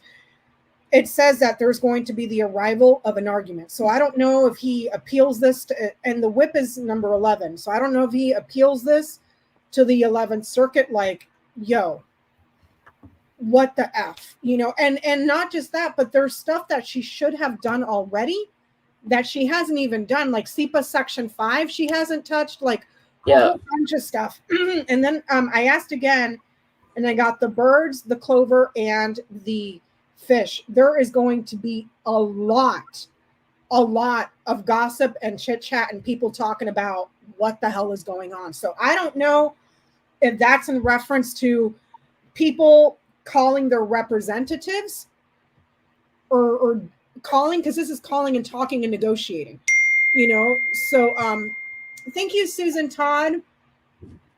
So I get a yes, but there's going to be an abundance of people talking about this. Like, so I don't know if that lights a fire under somebody's butt, but I get a yes, he will take it to trial. It will go to trial. I didn't ask if Karin was going to be overseeing it or what. and Johnie gets a yes as well, and so do you, right? I get she'll get removed and then it moves forward. So what was your question? Well, I wanted to look at Michael Cohen. He's testifying tomorrow, and whenever I've seen him with what's his name on Midas Touch, when they talk about things.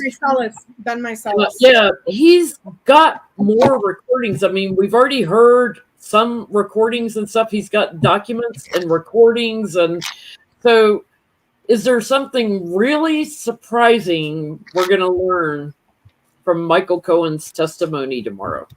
Is there going to be something else new we didn't know about?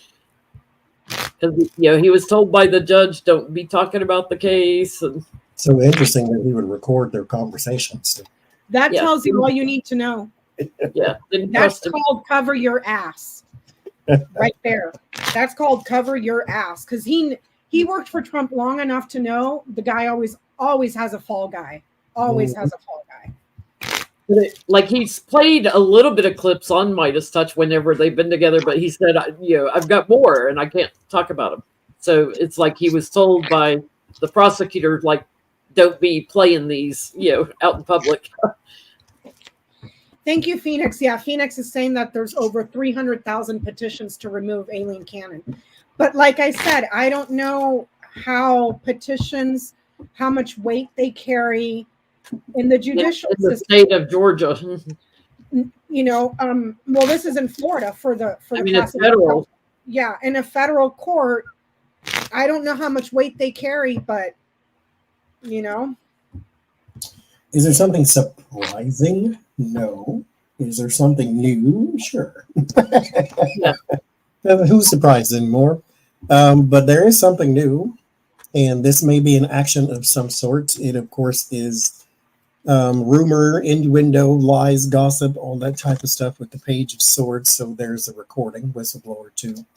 The Temperance with the 8 of Pentacles and the 4 of Swords. There may be the coercion of someone, or like trying to fire someone because they didn't do or wanted somebody out of the way or something of that nature. So there may be something work related in one of the conversations. One of, meaning there are many conversations, and they are indeed detailed enough and recorded. So surprising, no. New, yes.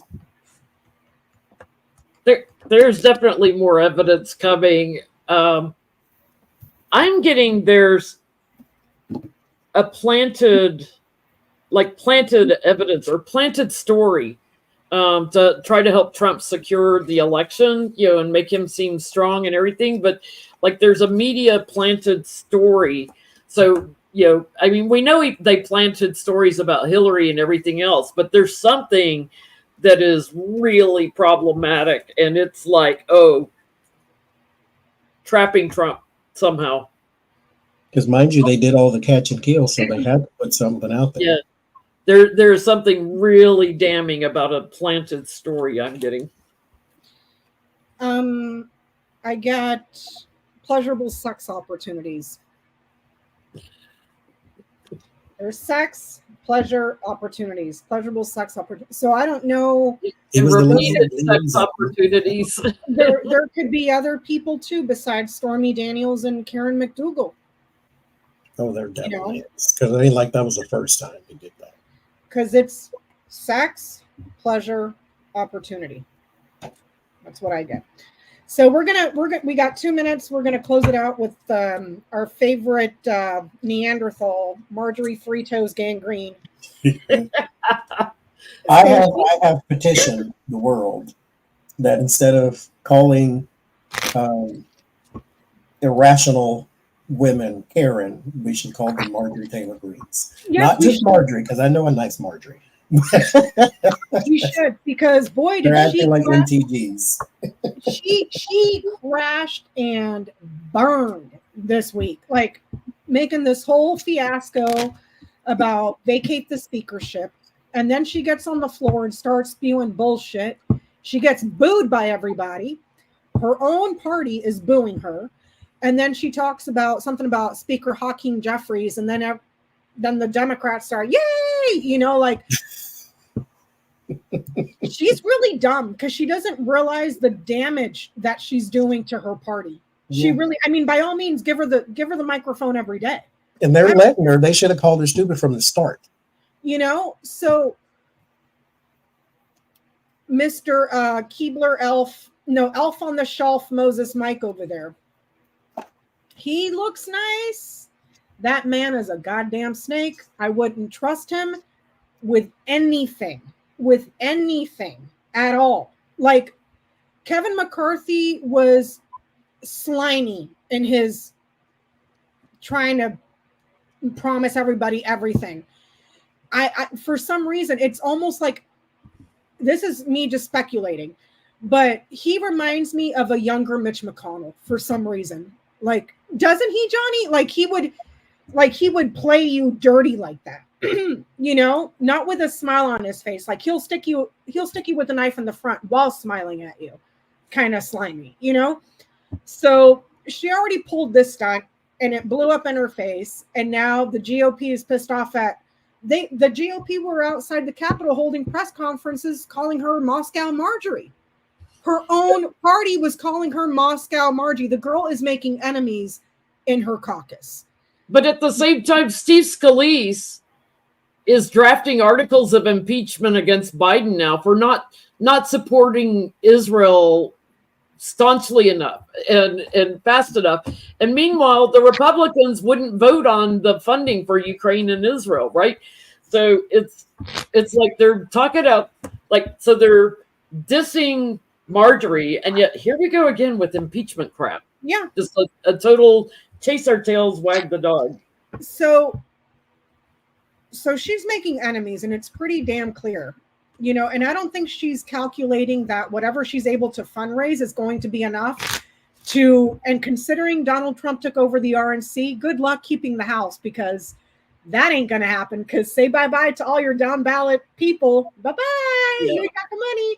So I want to know, since she stuck it to Moses Mike over there, I have a couple of questions. I want to know how he's going to deal with her moving forward, what he thinks about her, and if there is a back room. Let's make her go the way of what was Homeboy's name on the wheelchair where they ousted him? Madison Cawthorn, because she's bringing nothing but problems to the, you know. Thank you, Margaret.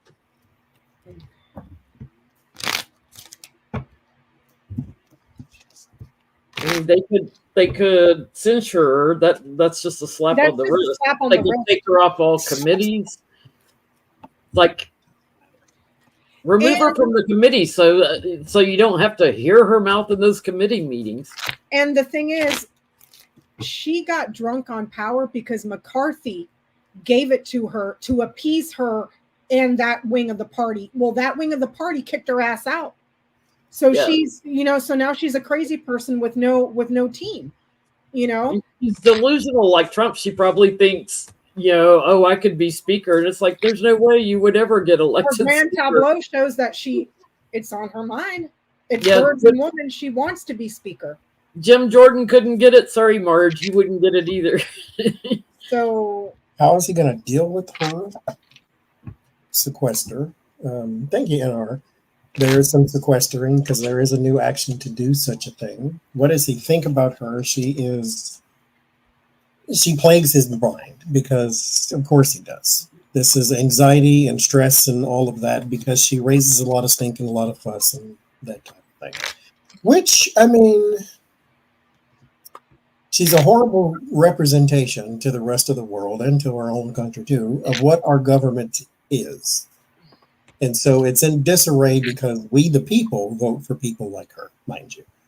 And so he is stressed and worried, but she's also a bad representation. And there's something here around trying to get her to have less airtime or less talk time or less TV time or something of that nature. I don't think that's going to work, but because she's a magnet now, she's polarizing. So anything she says, like Donald Trump, makes the news. because it's either stupid, laughable, or insane. So going forward, though, he is trying to, this, I don't think this is going to work, but he is trying to give her an opportunity to not be a crazy person. Because there is here with the Queen of Cups would be her, and then the Nine of Cups and the Knight of Pentacles, to be more dependable, to be, because we have an agenda. Mind you, we're going to the home stretch here. We got like a 3-person majority. Like this is not good. You know, we're on the 1 yard line and we have no players. And so we need something better than this. But I don't think that's going to work because it's all about her and not about the team. Yeah. What you got? He sees her as crazy, you know, running her mouth and like they're stuck and trapped with her. Again, he's consulting with others to try to figure out how to suspend her, push her aside. He also sees her as very immature, but he's trying to secure things for the Republican Party in the government. He's seeking advice from other people, maybe that either have been in the speaker role or other leaders in the party. He's seeking their advice and weighing that over. I think you're right, Johnny. I think like he offers her a chance to improve her image. Mm-hmm. Watch her shit on that in like 2.5. Yeah, that's just going to make it worse because she's going to take it in a different direction. So what does he think about her? The sun, the coffin, and the crossroads. Not good. This girl loses everything, and she's going to cause them losses in the election. Success, loss, election. Multiple losses in the election. She's too partisan. You see what I'm saying? She's way over there. If there's a left field, she's way past left field, okay? How is he going to deal with her? He's going to deliver something where he's going to be offering her a chance to improve. So the writer, the storks, the key, the bouquet, and the letter. So bring this bill up to a vote or something, or who knows? Let's try impeachment number 7,645 on Joe Biden, or let's impeach Hunter Biden. Like he's going to give her a chance to improve. Are they looking to oust her? Party brokers in the party? Or like she needs to go? She needs to go. Like she needs to go yesterday. It's the tree, the bear, and the clover. Also big money donors. That she's too much of a risk. She's too much of a risk. So she needs to go work for RFK Jr. Yeah. Or how about this? When Steve Bannon goes to jail, you can go hold your podcast over in jail with Steve Bannon. Yeah. And televise that on your next tour to go visit the insurrectionists and call them political prisoners. After you call them, Antifa and Black Lives Matter and everything, FBI and everything else, It's really sad that so many in the Republican Party just don't even know how to work across the aisle anymore. They're so antagonistic. It's hyper partisan. So hateful. It's hyper partisan. They've been wanting a border deal for how many decades? They got the most conservative border bill written by a conservative, and Donald Trump called and said, kill it because I want chaos so I have something to run on. But then he goes out in campaigns and all he talks about is election fraud, election fraud, election fraud, election fraud, election fraud, never mentions the border.